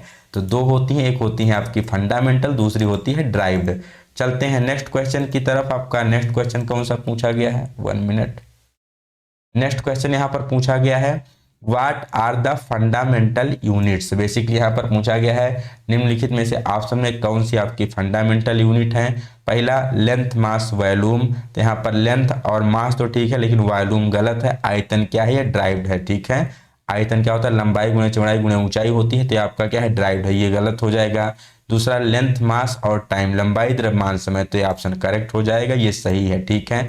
तीसरे वाले में लेंथ मास सही है लेकिन एरिया या लंबाई गुणे चौड़ाई ये आपका क्या है व्युत्पन्न है, ये भी गलत हो जाएगा। तीसरे में लंबाई प्रेशर वॉल्यूम, तो यहाँ पर लंबाई ही केवल आपका फंडामेंटल है, बाकी प्रेशर दाब बराबर बल बटा क्षेत्रफल वॉल्यूम मतलब आयतन लंबाई चौड़ाई ऊंचाई, तो ये भी ये दोनों ही आपकी क्या है ड्राइव्ड है। बाकी लेंथ ही केवल यहाँ पर आपका क्या है मतलब आपका एसआई मतलब बेसिक यूनिट है, ठीक है। यहाँ पर हमने आपको इस क्वेश्चन को क्लियर करने के लिए एक चार्ट के द्वारा इसको अच्छे से समझाया हुआ है, इसको आप देख सकते हैं, ठीक है। यहाँ पर बेसिकली अगर बात की जाए तो एसआई यूनिट कितनी होती हैं, 7 होती हैं। कौन कौन सी होती हैं उसको आप थोड़ा सा समझ लेंगे, कितनी होती हैं, बेसिकली 7 होती हैं, जिसको हम यहाँ पर आपको बताने वाले हैं। तो सबसे पहला होता है आपका टाइम, ठीक है। टाइम मतलब समय, समय को किसके द्वारा मापते हैं, सेकंड में, ठीक है। दूसरा हो गया लेंथ जिसे आप कहते हैं लंबाई, लंबाई को किस में मापा जाता है, मीटर में। तीसरा हो गया मास, द्रव्यमान, द्रव्यमान को किस में नापते हैं, किलोग्राम में नापते हैं। नेक्स्ट फिर इलेक्ट्रिक करंट, विद्युत धारा, उसको किस में नापा जाता है, उसको एम्पियर में नापा जाता है। उसके बाद थर्मोडायनामिक क्या आप कह सकते हो टेम्परेचर, तो टेम्परेचर को किस में नापते हैं, ताप को केल्विन में नापते हैं। अगला अमाउंट ऑफ सब्सटेंस, पदार्थ की मात्रा, इसको किस में नापते हैं, मोल में नापते हैं। दस ल्यूमिनस इंटेंसिटी, ज्योति तीव्रता, इसको किस में नापते हैं, कैंडला में नापते हैं। तो ये जो 7 हैं आपकी, ये आपकी मूल यूनिट हैं जिसे आप बेस यूनिट कह सकते हैं, ठीक है। और ये आपके जो यहाँ पर ये सारे दिए गए हैं ये क्या है, आपके फंडामेंटल यूनिट हैं, आपके मात्रक हैं। तो लंबाई हो गया, द्रव्यमान हो गया, समय हो गया, विद्युत धारा, टेम्परेचर मतलब ताप, और अमाउंट ऑफ सब्सटेंस पदार्थ की मात्रा, ल्यूमिनस इंटेंसिटी, ये बेसिक क्वांटिटी हैं। और second, metre, kilogram, ampere, kelvin, mole, candela, ये सभी आपका क्या हो गया, तो ये सभी बेसिकली आपकी यूनिट्स हो गई, ठीक है। तो आशा करते हैं ये आपको क्वेश्चन क्लियर हो गया होगा। चलते हैं अपने नेक्स्ट क्वेश्चन की तरफ कि नेक्स्ट क्वेश्चन हमारा यहाँ पर क्या पूछा गया है, ठीक है। नेक्स्ट क्वेश्चन की बात की जाए, यहाँ पर पूछा गया है what does letter M in M K S. तो बेसिकली आपकी जो मात्रक की कई सारी प्रणालियां होती हैं उसमें जो एम के एस सिस्टम होता है उसमें एम का मतलब क्या होता है, तो एम के एस मतलब होता है आपका मीटर, किलोग्राम, सेकेंड, ठीक है। तो एम का मतलब क्या होता है, मीटर होता है। ऑप्शन नंबर बी सही हो जाएगा, ठीक है। मीटर लंबाई का मात्रक, के किलोग्राम आपका द्रव्यमान का मात्रक, एस सेकेंड समय का मात्रक, ठीक है। तो मीटर, किलोग्राम, सेकेंड, मीटर हो जाएगा एम की फुल फॉर्म। नेक्स्ट पूछा गया how many millimetre are there in 1 inch. 1 inch में कितने मिलीमीटर होते हैं, बहुत ही इंपॉर्टेंट क्वेश्चन है। 1 इंच में कितने मिलीमीटर होते हैं, 1 इंच में कितने सेंटीमीटर होते हैं, ये सभी क्वेश्चन आपको मतलब कह लीजिए ओरली रटे होने चाहिए। तो ये कितना होता है 25.4 mm होता है, 25.4 mm होता है। ठीक है, अगर यही पूछ लिया जाता है 1 इंच में कितने सेंटीमीटर होते हैं तो 2.54 सेंटीमीटर, 2.54 सेंटीमीटर सही हो जाता। ठीक है, चलते हैं अपने नेक्स्ट क्वेश्चन की तरफ। What is the square root of 529, 539 का वर्गमूल क्या है। ठीक है, 529 529 का वर्गमूल क्या है, ये आपसे ऑप्शन में पूछा गया है। तो बेसिकली जब भी आप एग्जाम में जाइए तो कम से कम आपको 25 तक या कह लीजिए 30 तक वर्गमूल याद होने चाहिए, 30 तक, और कम से कम 15 तक का आपको क्यूब रूट याद होना चाहिए। तो 529 किसका होता है 23 का ये क्या है वर्गमूल है। ठीक है, तो आपको कम से कम 30 तक 30 तक वर्गमूल और 15 तक घनमूल याद होने चाहिए एग्जाम में जाने से पहले। डायरेक्ट पूछा जा सकता है तो वहां पर आपका टाइम सेविंग होगा। ठीक है, चलते हैं नेक्स्ट क्वेश्चन की तरफ। Convert 0.456 decimal fraction into percentage. Basically यहाँ पर आपको एक डेसिमल फ्रैक्शन दिया गया है, इसको किस में कन्वर्ट करना है तो इसको परसेंटेज में कन्वर्ट करना है। तो क्या है आपके पास 0.456 है। ठीक है, 0.456 है। अब पहले क्या करना है, पहले इसको आपको दशमलव यहाँ पर जो दिया गया है इसको हटाना है। तो आप जानते हैं ये 3 अंक बाद दशमलव है, इसको हटाएंगे तो क्या होगा नीचे 3 जीरो आ जाएगा। बहुत ही बेसिक क्वेश्चन है, आपको क्लियर होना चाहिए। नीचे क्या आ जाएगा 3 जीरो आ जाएगा। अब इसको आपको बदलना किस में है तो इसको हमें प्रतिशत में बदलना है। तो प्रतिशत में बदलने के लिए क्या करते हैं तो प्रतिशत मतलब होता है 1/100। तो 1/100 का मतलब किसी भी अंक को अगर आपको प्रतिशत में बदलना है तो उसके नीचे 100 होना चाहिए, 1/100। ठीक है, तो कह लीजिए आप इसे 100/100 से गुणा कर दो, या फिर इसका एक और ऑप्शन है, पहला ऑप्शन देख लो आप कि किसी भी चीज को परसेंटेज में बदलने के लिए उसे आप 100/100 से गुणा कर दो। तो यहाँ पर क्या होगा, ये जो 2 ऊपर का जीरो है इस 2 ऊपर के जीरो से कैंसिल हो जाएगा, और इस जीरो से 1 अंक बाद यहाँ पर दशमलव लग जाएगा। तो ये हो जाएगा 4.56 मतलब 45.6 मतलब 1 अंक बाद लगेगा तो यहाँ पर लगेगा तो 45.6%। या फिर आप इसको एक दूसरे तरीके से भी देख लीजिए। ठीक है, सबसे पहले यहाँ पर क्या था हमारे पास 0.456 है, 3 अंक बाद दशमलव है। पहले क्या करना है हमको इस दशमलव को हटाना है, तो नीचे आपका क्या आएगा यहाँ पर 3 जीरो लग जाएगा। ठीक है, कितना जीरो लगेगा 3 जीरो लगेगा। अब ये हमारे पास आ गया 456 डिवाइडेड बाई 1000। ठीक है, ये आ गया। अब हमको पता है कि अगर किसी भी चीज को आपको किस में बदलना है परसेंटेज में बदलना है, तो परसेंटेज में बदलने के लिए वहां पर क्या चाहिए नीचे जीरो चाहिए। ठीक है, तो जीरो किस में 1/100 के रूप में होना चाहिए।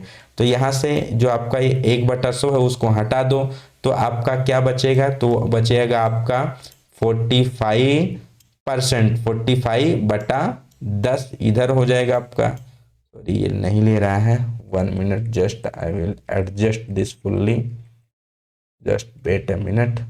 बेसिकली आपका बचेगा क्या 456, इसको हम इस तरीके से लिख सकते हैं 10 गुणे 1/100।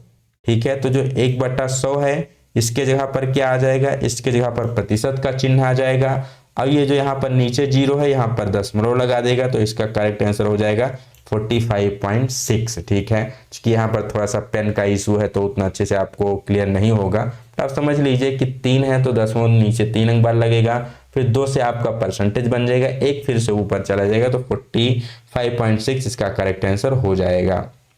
नेक्स्ट क्वेश्चन यहाँ पर बात की जाए तो नेक्स्ट क्वेश्चन में पूछा गया है identify the conventional symbol of material. यहाँ पर एक आपको मटेरियल दिखाया गया, पूछ रहा है किसका कन्वेंशनल सिंबल है। तो बेसिकली ये ड्राइंग का क्वेश्चन है, तो आपको पता होना चाहिए किसका कन्वेंशनल सिंबल है। तो ये पानी का है, पानी को कुछ इस तरीके से हम दिखाते हैं। नेक्स्ट क्वेश्चन में आपको एक और पूछा गया, identify the conventional symbol of material.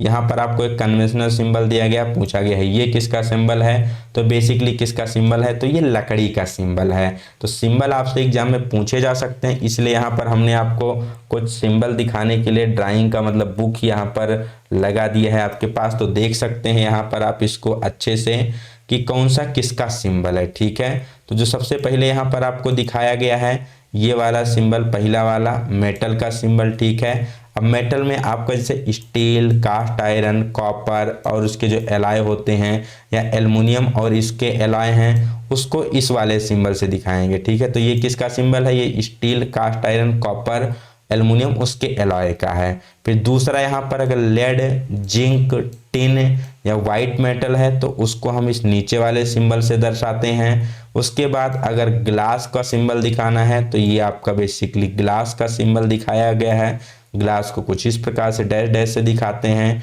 Next porcelain, stoneware, marble या स्लेट को दिखाना है तो उसके लिए आपका ये सही हो जाएगा। ठीक है, जिसका हम बेसिकली प्रयोग करते हैं पैकेजिंग और इंसुलेशन में।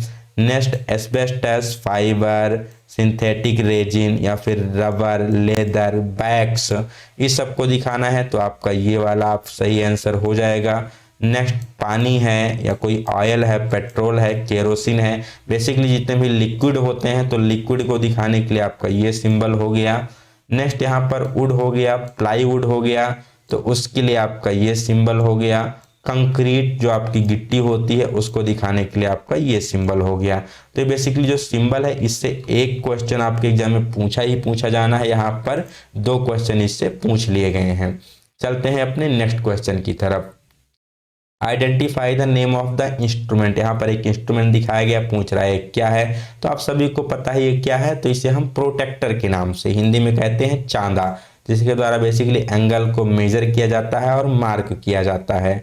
नेक्स्ट क्वेश्चन यहाँ पर आपको दिखाया गया, आइडेंटिफाई द सेट स्क्वायर, कि यह कौन सा सेट स्क्वायर है, तो बेसिकली कितने डिग्री का, ऑप्शन है 15 डिग्री, 60 डिग्री, 30 डिग्री या 45 डिग्री। तो बेसिकली यहाँ पर अगर आप देख पा रहे होंगे तो दोनों तरफ हमारा यहाँ भी जो एंगल है ये भी 45 डिग्री का है, यहाँ भी एंगल है ये भी 45 डिग्री का है, तो कितने डिग्री का हो जाएगा, 45 डिग्री का सेट स्क्वायर हो जाएगा। इसको भी आप समझ सकते हैं, हम आपको इसको भी एक बार दिखा देते हैं। सेट स्क्वायर को भी यहाँ पर आप देख पा रहे होंगे, आपको दिखाया गया 45 डिग्री का सेट स्क्वायर, तो ऊपर भी 45 डिग्री, नीचे भी 45 डिग्री, हो गया 45 डिग्री का सेट स्क्वायर। दूसरा है 30 और 60 डिग्री का, तो ऊपर 30 डिग्री उसमें बनता है और नीचे बनता है 60 डिग्री, तो इन दोनों में से कोई एक पूछा जा सकता है। आपको यहाँ पर 45 डिग्री वाला एग्जाम में पूछा गया है, यहाँ की 45 डिग्री का सेट स्क्वायर दिखाया गया है। नेक्स्ट क्वेश्चन की बात की जाए कि compass is use to draw for, compass का प्रयोग बेसिकली क्या ड्रॉ करने के लिए किया जाता है, तो कंपास के द्वारा हम क्या ड्रा कर सकते हैं, तो उसके द्वारा हम कोई सर्किल या जिसे आप हिंदी में कहते हैं वृत्त को ड्रॉ कर सकते हैं। तो बहुत ही मतलब बेसिक क्वेश्चन, अगर आपने IIT में प्रयोग किया होगा ये सारे इंस्ट्रूमेंट बेसिक, तो इससे आपके क्वेश्चन गलत नहीं होंगे एग्जाम में। Next question, which title block position is correct as standard practice, यहाँ पर आपको एक ड्राइंग शीट दिखाई गई है और पूछ रहे हैं कि जो टाइटल ब्लॉक होता है वो किस कॉर्नर में होता है। मेनली आपको ध्यान में रखना है टाइटल ब्लॉक की पोजीशन क्या होती है, ऊपर रहती है या नीचे रहती है, ऊपर होती है तो राइट में या लेफ्ट में, नीचे होती है तो लेफ्ट में या फिर राइट में, चारों यहाँ पर आपको ऑप्शन दिए गए हैं। तो आपको क्लियर होना चाहिए जो आपका टाइटल ब्लॉक होता है वो बेसिकली कहाँ पर होता है, तो आपका होता है राइट कॉर्नर में और नीचे की तरफ। तो यहाँ पर जो ऑप्शन नंबर ये है ये सही हो जाएगा, राइट कॉर्नर में और नीचे की तरफ होता है टाइटल ब्लॉक। इसको भी आप ड्राइंग के उससे समझ सकते हैं। ठीक है, तो यहाँ पर आपको एक टाइटल ब्लॉक, यहाँ पर एक ड्राइंग शीट दिखाई गई है जिसमें कि यहाँ पर आपको एक टाइटल ब्लॉक का पूरा दिखाया गया है। तो आपकी पूरी ड्राइंग पेपर है, ठीक है, जिसमें आपका यहाँ पर नीचे की तरफ टाइटल ब्लॉक होता है, ये आपका फ्रेम हो गया, बॉर्डर हो गया, तो कुछ इस प्रकार से पूरा उसका लेआउट होता है। तो ध्यान में क्या रखना है कि आपके राइट साइड पर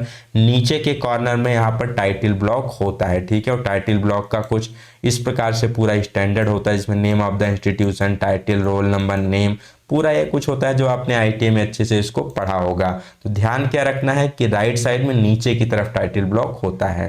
चलते हैं अपने नेक्स्ट क्वेश्चन की तरफ। नेक्स्ट क्वेश्चन क्या पूछा गया है, तो ये बेसिकली थे ड्राइंग के क्वेश्चन थे, ठीक है। अब ड्राइंग के क्वेश्चन हो गए, पहले थ्योरी का हो गया, फिर आपको वर्कशॉप कैलकुलेशन का हो गया, ड्राइंग का क्वेश्चन हो गया। अब यहाँ पर बेसिकली आपके 25 क्वेश्चन किसके आने वाले हैं, एम्प्लॉयबिलिटी स्किल के आने वाले हैं। तो 25 क्वेश्चन यहाँ पर आपके एम्प्लॉयबिलिटी के स्टार्ट होते हैं।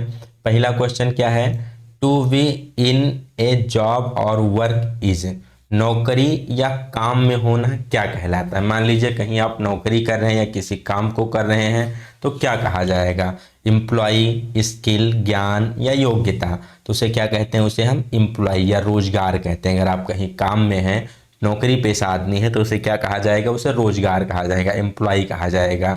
स्किल का मतलब आपके अंदर कुछ ऐसी क्वालिटी हो जिससे आप किसी काम को किसी अच्छे तरीके कर सकें, तब उसका आपको कौशल होना चाहिए। नॉलेज, ज्ञान साधारण सी बात है।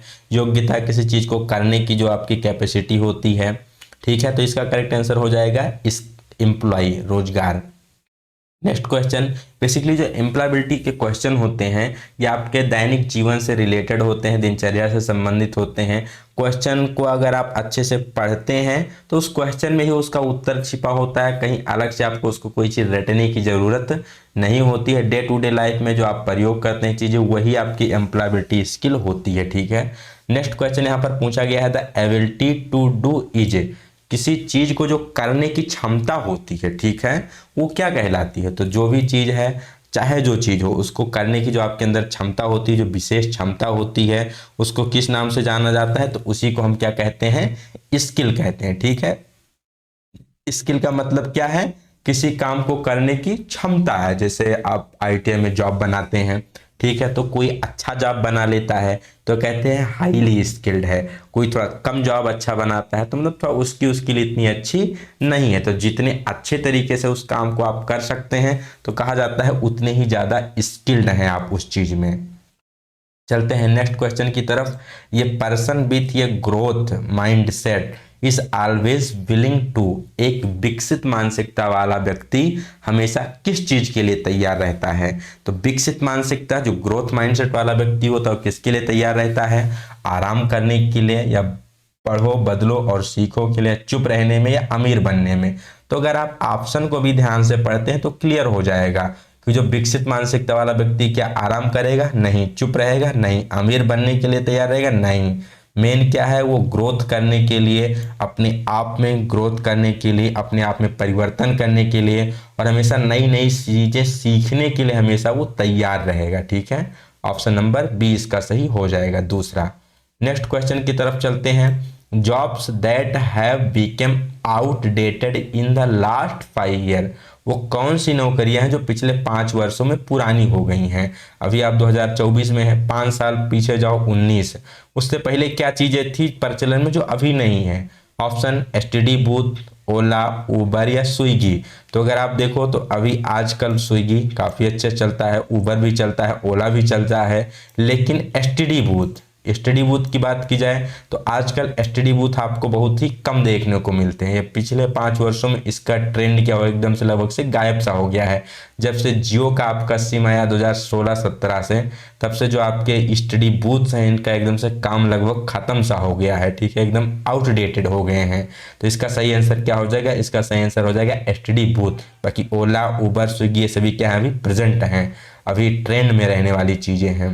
Next, 21st century work place skill help you to get employed.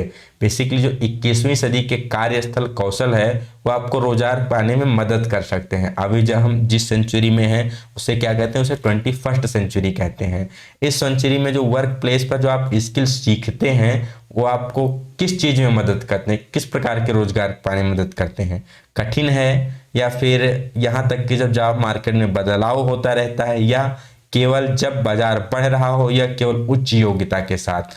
तो in 21st century work place skill help you to get employed even job market keep changing. Basically जो आज आप अभी अपडेटेड नॉलेज सीख रहे हैं अपने वर्क प्लेस पे, वो आपको कहाँ मदद करेगा, तो आपको अच्छे से अच्छा जॉब पाने में मदद करेगा।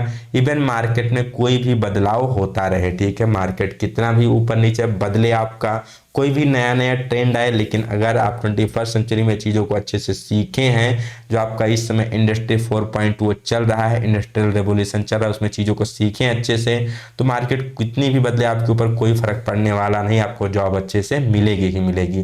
बट आपके अंदर क्या होनी चाहिए, स्किल होनी चाहिए, ठीक है, तभी आप पाएंगे, ठीक है, रोजगार। नेक्स्ट क्वेश्चन, एथिक्स मीन्स, नैतिकता का क्या अर्थ है।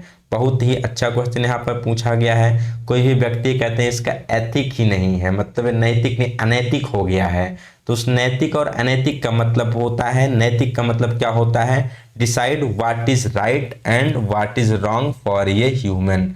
नैतिकता का मतलब क्या है कि वो तय करे कि मानव आचरण के लिए क्या सही है और क्या गलत है, ठीक है। वैसे भी अगर इसका आप ऑप्शन देखते तो वहां से भी आप इसको सही कर सकते थे। शहर का नाम, नैतिक किसी शहर का नाम नहीं है, रोजगार कौशल भी नहीं है, समाज से भी संबंधित उतना नहीं कह सकते, समाज से संबंधित होता है बट इतना डायरेक्टली नहीं।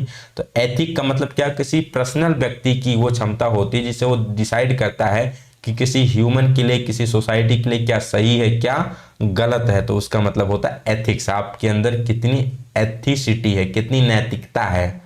नेक्स्ट क्वेश्चन की तरफ चलते हैं, वैल्यूज आर, वैल्यूज क्या होती हैं, ठीक है। तो बहुत ही अच्छा क्वेश्चन यहाँ पर पूछा गया है। एम्प्लॉयबिलिटी स्किल मतलब अपने जीवन में आपको उसको रिलेट करके पढ़ना है। तो वैल्यू का मतलब क्या होता है, तो यहाँ पर ऑप्शन बी सही हो जाएगा, हमारे दृष्टिकोण और कार्यवाही को प्रेरित करता है, motivates our attitude and action. जो भी आपकी वैल्यू है, कहते हैं ना कि किसी की वैल्यू बहुत कम, इसका कोई मतलब नहीं है, इसके बाद की कोई वैल्यू नहीं है, मतलब उसका कोई मतलब अस्तित्व नहीं है, कोई कुछ भी बोले उसका कोई मतलब नहीं है। कुछ लोग ऐसे होते हैं जिनकी बात की बहुत ज्यादा वैल्यू होती है, हाँ भाई इसने कह दिया है तो ये चीजें सही हैं, ठीक है, मतलब उसकी बातों को आप मानते हैं, तो उससे मतलब क्या होता है, ज्यादा वैल्यू है, ठीक है। तो हमको मोटिवेट करता है, ठीक है, एटीट्यूड और एक्शन के लिए। तो motivates our attitude and action, that is only called value. तो आप जब दैनिक जीवन से रिलेट करते हैं तो बहुत अच्छे से चीजों को समझ पाते हैं।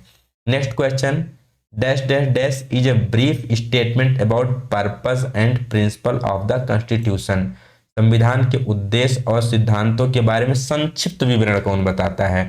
तो किसी भी चीज का जो संक्षिप्त विवरण होता है, उसका जो पहला वाला चैप्टर होता है, ठीक है, वही उसका बताता है। जैसे मान लो कोई बुक है तो उसका जो पाठ्यक्रम होगा वो उसके बारे में बताएगा, सिलेबस उसके बारे में बताएगा। इसी प्रकार जो संविधान का जो आपका बेसिक है, जो पहला वाला आपका चैप्टर, उसे क्या कहते हैं, तो उसे हम प्रेम्बल या प्रस्तावना कहते हैं। तो ये क्या करता है, वो आपके संविधान के बारे में संक्षिप्त रूप से उसके उद्देश्य को, इसका उद्देश्य क्या है उसके बारे में संक्षिप्त रूप से कौन बताता है, उसका प्रेम्बल प्रस्तावना बताता है। Next question, identify the improper term. यहाँ पर आपको अनुचित पद का चयन करना है, कौन सा है जो इस ग्रुप से मैच नहीं खाता है। आपके पास ऑप्शन है हरित प्रदूषण, जल प्रदूषण, वायु प्रदूषण, ध्वनि प्रदूषण। तो बेसिकली जब आप प्रदूषण पढ़ते हैं तो उसमें जल प्रदूषण, वायु प्रदूषण, ध्वनि प्रदूषण और मृदा प्रदूषण पढ़ते हैं। तो यहाँ पर कौन सा इससे रिलेटेड नहीं है, तो रिलेटेड नहीं है हरित प्रदूषण, ग्रीन पॉल्यूशन इससे रिलेटेड नहीं है, ग्रीन पॉल्यूशन इससे रिलेटेड नहीं है, ये इसका गलत ऑप्शन है। बेसिकली सही क्या होना चाहिए उसमें, अगर आपको ग्रीन हाउस गैस कुछ ऐसा टर्म होता है, ठीक है, बट यहाँ पर प्रदूषण से है तो ये इससे संबंधित नहीं है। जल प्रदूषण, वायु प्रदूषण, ध्वनि प्रदूषण है, फिर इसके बाद आपका मृदा प्रदूषण आ जाता है, ठीक। नेक्स्ट क्वेश्चन की तरफ चलते हैं, पीपल फ्रॉम ऑल रिलीजियंस और no religions are treated equally means, मतलब सभी धर्मों के लोगों के साथ एक समान व्यवहार नहीं किया जाता। यहाँ पर बेसिकली नहीं, आपका ये गलत दिया गया है, नहीं वाला ऑप्शन नहीं रहेगा इसमें, ठीक है। अब यहीं पर आपको मेन चीज जरूरत पड़ती है कि आपको इंग्लिश वाला देख के सही करना है, ठीक है। तो इंग्लिश वाला जो सेंटेंस होता है वही एग्जाम में सही माना जाता है। पीपल फ्रॉम ऑल रिलीजियस और no religious are treated equally means, मतलब जो सभी धर्मों के लोग होते हैं उनके साथ एक समान व्यवहार कहाँ किया जाता है, ये आपसे क्वेश्चन में पूछा गया है, ठीक है। तो जो सेक्युलर कंट्री होती हैं बेसिकली वहां पर ऐसा होता है। तो यहाँ पर इस क्वेश्चन का करेक्ट आंसर क्या हो जाएगा, कि पीपल फ्रॉम ऑल रिलीजियस और no religions are treated equally. So उसका सही आंसर हो जाएगा सेक्युलर कंट्री, धर्मनिरपेक्ष देश, ठीक है। और नॉन सेक्युलर क्या हो जाएगा? नॉन सेक्युलर बेसिकली ये किसी एक स्पेसिफिक रिलीजियस या फिर किसी एक विचारधारा को मानने वाले लोग होते हैं या मानने वाला देश होता है, ठीक है। और सेक्युलर में कोई विशेष धर्म या विशेष जाति का नहीं होता, सभी को एक समान रूप से ट्रीटमेंट मिलती है। चलते हैं नेक्स्ट क्वेश्चन की तरफ। Dash dash dash is a major change take place in manufacturing. Manufacturing में जो मुख्य परिवर्तन होता है उसे क्या कहते हैं? ऑप्शन हरित क्रांति, उद्योग क्रांति, जल क्रांति या खाद्य क्रांति। तो मैन्युफैक्चरिंग इंडस्ट्री से रिलेटेड है तो उसे क्या कहा जाएगा? इंडस्ट्रियल रेवोल्यूशन कहा जाएगा। हरित क्रांति आपका पेड़ पौधों से संबंधित, जल क्रांति पानी से, फूड रेवोल्यूशन आपका खाने पीने की चीज़ों से, यहाँ मैन्युफैक्चरिंग है तो क्या हो जाएगा? इंडस्ट्रियल रेवोल्यूशन सही हो जाएगा। Next question, first industrial revolution started in, जो आपकी पहली औद्योगिक क्रांति है वो कब शुरू की गई थी? इसका सही उत्तर क्या हो जाएगा? तो इसका सही उत्तर हो जाएगा 18वीं सेंचुरी में। बेसिकली जो 18वीं शताब्दी थी उस समय के दौरान यहाँ पर पहली औद्योगिक क्रांति आपका कह लीजिए, अगर एग्जैक्ट कहा जाए तो लगभग 1750 से 1760 के बीच में जो पहली औद्योगिक क्रांति है ये इंग्लैंड से, लगभग यहाँ पर इंग्लैंड से प्रारंभ हुई थी 1750 से 60 के दशक में। अगर बात की जाए कि इस टाइम हुआ क्या था, तो जो भी आपका मैकेनिज्म वाला सिस्टम, जो मशीनों का जो बेसिकली रेवोल्यूशन है, इससे पहले जो काम होते थे बेसिकली आपके कॉटेज इंडस्ट्री बेस्ड होते थे। हाथ से ज़्यादा लोग मैनुअल काम करने में ज़्यादा प्रेफर करते थे। जो पहली औद्योगिक क्रांति थी ये किससे रिलेटेड थी? तो ये मैकेनिज्म से रिलेटेड थी, मशीनों से रिलेटेड थी, जो कि 18वीं शताब्दी में हुई। जो दूसरी आपकी इंडस्ट्रियल रेवोल्यूशन थी वो 19वीं शताब्दी में हुई, वो रिलेटेड थी आपकी इलेक्ट्रिफिकेशन से। तीसरी जो आपकी इंडस्ट्रियल रिवॉल्यूशन हुई वो आपकी 20वीं, लगभग 20वीं शताब्दी के मध्य में हुई थी, वो रिलेटेड थी आपकी जो डिजिटल रिवॉल्यूशन है उससे संबंधित थी। जो आपकी इंडस्ट्री 4.2 है, फोर्थ इंडस्ट्रियल रिवॉल्यूशन है, जो आपकी प्रेजेंट में चल रही है 21वीं शताब्दी में, ये आपका साइबर सिक्योरिटी, साइबर से रिलेटेड है। और जो आपकी 5वीं भविष्य में होगी वो आपकी ह्यूमन सेंट्रिक होगी, जो आपकी एआई बेसिक आपका जो आ रहा है ये आपका 5th में आने वाला है, ठीक है। चलते हैं नेक्स्ट क्वेश्चन की तरफ। हार्ड स्किल, कठिन कौशल। कठिन कौशल का यहाँ पर मतलब क्या है? बहुत ही अच्छे क्वेश्चन यहाँ पर बेसिकली आपके पूछे गए हैं। अगर इसको आप अच्छे से रिलेट करते हुए पढ़ते हैं तो आपको कोई दिक्कत इन सारे क्वेश्चन में नहीं होगी, ठीक है। तो quick learning, time management, spoken English, ये सभी किसके अंतर्गत आता है? ये सभी आपके सॉफ्ट स्किल में आती हैं, ठीक है। और हार्ड स्किल में 60 वर्ड पर मिनट टाइपिंग स्पीड, ठीक है। जब आप टाइपिंग कर रहे होते हैं और 60 मिनट, आप एज्यूम कर सकते हैं कि 1 मिनट में यहाँ पर आपको 60 वर्ड टाइप करना है, तो कितना हार्ड वहाँ पर आपको काम करने की जरूरत है। तो ये क्या है? आपकी हार्ड स्किल के अंतर्गत आता है। Next question, to grow yourself you must, अपने आप को विकसित करने के लिए क्या जरूरी है? तो बहुत ही बेसिक क्वेश्चन है कि अगर आपको अपने आप को विकसित करना है, अपने आप को डेवलप करना है, तो सबसे पहले अपने आप को जानना पड़ेगा, ठीक है। टू नो योर सेल्फ, जब तक आप अपने आप को जानेंगे नहीं, अपने टैलेंट को नहीं पहचानेंगे, आप अपने आप को ग्रो नहीं कर सकते हैं, विकसित नहीं कर सकते हैं। तो अपने आप को विकसित करने के लिए सबसे पहले अपने आप को जानना जरूरी होता है। Next question, time management. Time management का मतलब क्या है? चीज़ों को टाइम से करना, ठीक है। तो complete your task on time, अपना काम समय पर पूरा करना, सभी चीज़ों को उसके निश्चित समय से पूरा करना, कह लीजिए एक रूटीन होना, आपका एक टाइम टेबल फॉलो करना ही क्या आपका टाइम मैनेजमेंट कहलाता है। जो भी आपको काम दिया गया है, जो टाइम पीरियड दिया गया है, उस टाइम पीरियड में उस काम को करना ही क्या कहलाता है? टाइम मैनेजमेंट कहलाता है। नेक्स्ट क्वेश्चन की तरफ चलते हैं। तो नेक्स्ट क्वेश्चन यहाँ से पूछा गया है, ये रिज्यूम शुड बी। बेसिकली जब आप कभी जॉब के लिए कहीं मान लीजिए कोई एडवर्टाइजमेंट, कोई जॉब के लिए कोई नोटिफिकेशन निकलता है, तो सबसे पहले आप क्या करते हैं? नोटिफिकेशन को देखते हैं, अपनी क्वालिफिकेशन से मैच करते हैं, मैच कर रहा है तो उसके लिए अप्लाई करने के लिए सबसे पहले आपको रिज्यूम बनाना होता है, अपना बायोडाटा तैयार करना होता है। तो जो आपका बायोडाटा है वो क्या होना चाहिए, किस प्रकार का होना चाहिए? छोटा और सटीक, फैंसी और रंगीन, लंबी और विस्तृत जानकारी, समरूप और संक्षिप्त नाम होना। तो इसका सही उत्तर हो जाएगा शॉर्ट एंड प्रिसाइज होना चाहिए। छोटा होना चाहिए और सटीक होना चाहिए कि कम से कम शब्दों में अपनी बात को अच्छे से अच्छे रख सके, वही आपका सबसे अच्छा रिज्यूम होता है। तो जब आप किसी पोस्ट के लिए अप्लाई करते हैं, अपना रिज्यूम भेजते हैं, तो यहाँ पर जो आपको रिज्यूम को शॉर्टलिस्ट करता है उसके पास इतना समय नहीं होता कि पूरा डिटेल में आपका 4 से 5 पेज पढ़े, अच्छे से पढ़े ना। आपको कम से कम ट्राई करिए 1 पेज, मैक्सिमम 1 या 2 पेज में आपका रिज्यूम होना चाहिए। कम से कम शब्दों में आप चीज़ों को अच्छे से लिखें, वही आपका अच्छा रिज्यूम होता है। तो शॉर्ट एंड सटीक होना चाहिए, ना कि यहाँ पर आपका रंगीन और फैंसी, लंबी विस्तृत जानकारी के साथ having acronyms and abbreviation means कई चीज़ों को आप संक्षिप्त में लिख रहे हैं, शॉर्ट फॉर्म में लिख रहे हैं, तो ये सब नहीं चलता है। ठीक है, तो अच्छा कौन सा होता है? संक्षिप्त है और सटीक है, वही आपका ठीक रिज्यूम होता है। नेक्स्ट क्वेश्चन की तरफ चलते हैं। ये written description of duties and responsibilities to be carried out in ये job is called.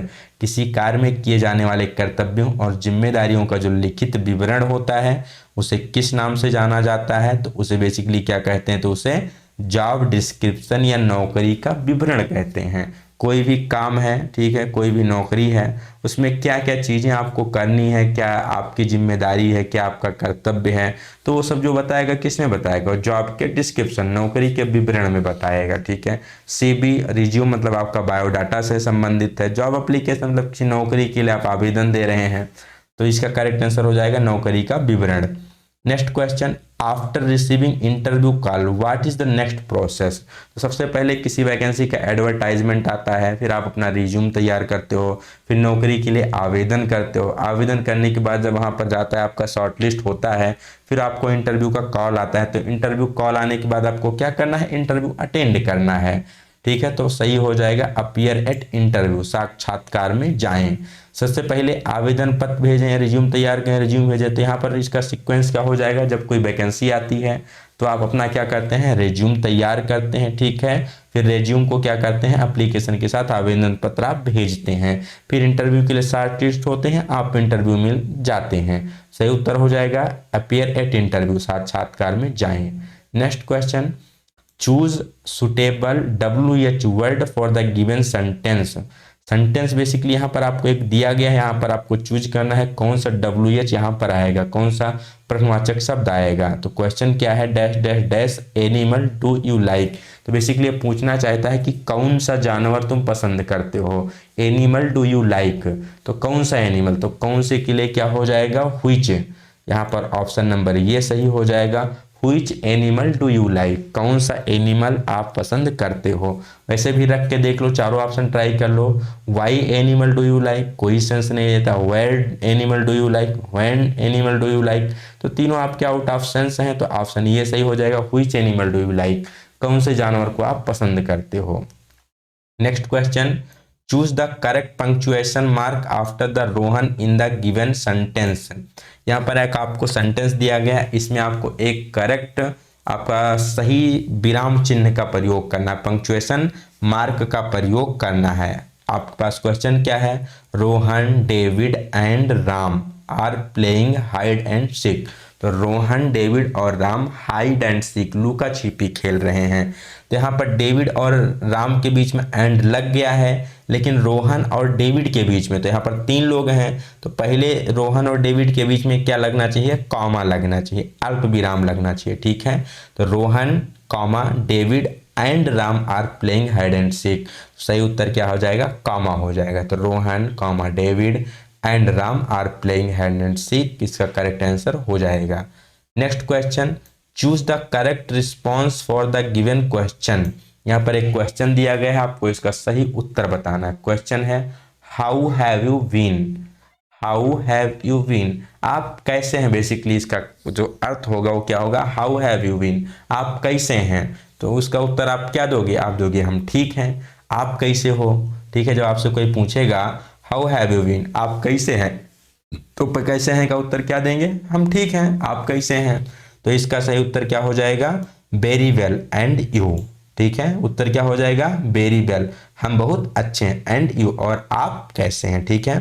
Thank you and you गलत है, सेम टू यू ये भी गलत है, ऑन वेकेशन एंड यू ये भी गलत है, ऑन वेकेशन मतलब छुट्टी पर हैं और आप, ये भी गलत है, सेम टू यू आप किसे नहीं। यहाँ पर क्या होगा, पहले आपको उत्तर देना है कि हाँ हम ठीक हैं, वेरी वेल, एंड यू फिर आपको बताना है हम आप कैसे हैं, ठीक है। नेक्स्ट क्वेश्चन की तरफ चलते हैं। Choose the correct response of the given question. Question है व्हेन डिड एक्सीडेंट हैपन, दुर्घटना कब घटी। तो बेसिकली ये उस पॉइंट ऑफ टाइम की, उस समय के बारे में जानना चाहता है जब दुर्घटना घटी। तो when did the accident happen, दुर्घटना कब घटी। तो कब घटी मतलब यहाँ पर्टिकुलर उस टाइम के बारे में जानना चाहता है। तो इन द होटल, तो यह स्थान बता रहा है, गलत है। ड्यूरिंग ट्रेवलिंग, ट्रेवलिंग के दौरान, या एट 10:30 लास्ट नाइट, या ऑन द टेबल। तो ऑन द टेबल गलत है, इन द होटल गलत है। यहाँ पर दो ऑप्शन सही हो सकते हैं, पहला है ड्यूरिंग ट्रेवलिंग, ट्रेवलिंग के दौरान घटी, और दूसरा एट 10:30 लास्ट नाइट। तो चूंकि व्हेन डिड एक्सीडेंट हैपन, ठीक है, तो यहाँ पर डिड है, पास्ट सेंटेंस में जरा प्रीवियस घटना के बारे में पूछ रहा है, और तो आपके स्पेसिफिक अगर इसका उत्तर दिया जाए तो सही हो जाएगा एट 10:30 लास्ट नाइट, पिछली रात को 10:30 पर यह घटना घटी। तो एग्जैक्ट यहाँ पर आपका टाइम इससे पता चल रहा है, क्योंकि ड्यूरिंग ट्रेवलिंग से यात्रा के दौरान आपका उतना मतलब सटीक उत्तर नहीं मिल पा रहा है, एक टाइम स्पेसिफिक टाइम नहीं मिल पा रहा है, और एट 10:30 लास्ट नाइट से आपको टाइम अच्छे से मिल जा रहा है। चलते हैं नेक्स्ट क्वेश्चन की तरफ। Choose the correct tense of the verb. यहाँ पर आपको वर्ब का करेक्ट फॉर्म बताना है। ऑप्शन है, सेंटेंस है, I dash dash dash music when I was child. Basically यहाँ पर लर्न दिया गया है, तो इस सेंटेंस का मतलब क्या हो जाएगा, I dash dash dash music when I was child, जब मैं बच्चा था तभी मैंने म्यूजिक सीख लिया था। तो ये सारी घटनाएं कहाँ हैं, पास्ट की हैं, तो पास्ट में है, और बेसिकली ये पास्ट इंडेफिनिट का है। तो यहाँ पर वर्ब की सेकंड फॉर्म आएगी, तो लर्न का सेकंड फॉर्म हो जाए लर्न, चूंकि आपका फर्स्ट फॉर्म है ये गलत हो जाएगा। एम लर्निंग, ये पास्ट मतलब प्रेजेंट पार्टिसिपल है, ये भी गलत हो जाएगा। विल लर्न, ये फ्यूचर में चला गया, ये भी गलत हो जाएगा। ऑप्शन यहाँ पर डी सही हो जाएगा, लर्न, जो कि आपका लर्न का सेकंड और थर्ड फॉर्म दोनों एक ही होता है, लर्न लर्न लर्नड। तो चूंकि सेकंड फॉर्म ही हमको यूज करना था, पास्ट की घटना है, तो आई लर्नड म्यूजिक, मैंने संगीत सीखा था। व्हेन आई वाज चाइल्ड, जब मैं बच्चा था तभी मैंने संगीत सीखा था। तो यहाँ पर क्या हो जाएगा, वर्ब की सेकंड फॉर्म लगानी थी, इसलिए लर्न सही हो जाएगा, क्योंकि यहाँ पर आई वाज चाइल्ड, जब मैं बच्चा था, पास्ट की घटना बताई जा रही है, इसीलिए यहाँ पर सेकंड फॉर्म यूज करेंगे। चलते हैं नेक्स्ट क्वेश्चन की तरफ। Curriculum vitae is also known as, यहाँ पर बेसिकली सीबी, कैरिकुलम वाइटे, ये सीबी का फुल फॉर्म है, ठीक है। कैरिकुलम वाइटे सीवी का फुल फॉर्म है, इसको किस रूप में जानते हैं, तो इसको सर्कुलर या रिज्यूम या एप्लीकेशन फॉर्म में, लीव एप्लीकेशन किसके रूप में जानते हैं, तो सीवी मतलब होता है बायोडाटा, तो किस में आती है, रिज्यूम को भी हम बायोडाटा के नाम से जानते हैं। तो सीवी कहो रिज्यूम कहो, ये दोनों क्या है, एक ही हैं। Next question, fill in the blank with the comparative adjective. यहाँ पर दो चीजों की तुलना करनी है और एडजेक्टिव से आपको फिल करना है। क्या है, your pencil is then mine, option दिया गया है शार्प और ब्लंट का, ठीक है। तो बेसिकली शार्प का, यहाँ per your pencil is sharper then mine, क्या हो जाएगा, जब दो चीजों की तुलना की जाती है तो यहाँ पर बेसिकली आपकी कंपैरेटिव डिग्री का प्रयोग करते हैं। तो जैसे शार्प है, तो यहाँ इसकी कंपैरेटिव डिग्री हो जाएगी शार्पर, और जो है 3 डिग्री होती है आपकी, जो पहली होती है वो हो जाएगी शार्प, ठीक है, कंपैरेटिव शार्पर हो जाएगी, सुपरलेटिव शार्पेस्ट हो जाएगी। तब कह दिया जाए जो मेरी पेंसिल है सबसे तेज है, माइन पेंसिल इज शार्पेस्ट, ठीक है, तो शार्पेस्ट मतलब सबसे तेज है। अब यहाँ पर जो दो के बीच तुलना की जाएगी तो कंपैरेटिव शार्पर आएगा, ठीक है। तो ये उत्तर क्या सही हो जाएगा, your pencil is sharper then mine, तुम्हारी जो पेंसिल है मुझसे ज्यादा तीखी या तेज है, तो इसका उत्तर हो जाएगा sharper, second form of the comparative form of the verb, adjective. तो आशा करते हैं ये सारे क्वेश्चन आपको समझ में आए होंगे। ये था 25 क्वेश्चन जिसको आज हमने डिस्कस किया। फिटर फर्स्ट ईयर का यहाँ पर सेट 1 था जिसको हमने डिस्कस किया। इसमें आपके थ्योरी के क्वेश्चन, वर्कशॉप कैलकुलेशन के क्वेश्चन, ड्राइंग के क्वेश्चन, और फिर 25 हमने यहाँ पर डिस्कस किए एम्प्लॉयबिलिटी स्किल के क्वेश्चन। अगर किसी भी क्वेश्चन में आपको कोई डाउट है तो आप कमेंट सेक्शन में उसको पूछ सकते हो, या फिर आप डिस्क्रिप्शन में चैनल का लिंक दिया गया है टेलीग्राम चैनल का, वहां से उसको ज्वाइन करके अपने डाउट को वहां भी पूछ सकते हो, डिस्कस कर सकते हो। ठीक है, वीडियो अच्छी लगी है तो अपने फ्रेंड के बीच शेयर करिएगा। और वीडियो थोड़ी लंबी है लेकिन आप अच्छे से उसको एक एक क्वेश्चन को समझ कर देखेंगे तो एग्जाम में आप 150 आउट ऑफ 150 कर आने वाले हैं, ये हमारी गारंटी। आपसे एग्जाम में एक भी क्वेश्चन गलत तो नहीं होंगे। ठीक है, तो मिलते हैं अपने नेक्स्ट वीडियो में। ठीक है, till then have a good day, best of luck, bye bye सभी को।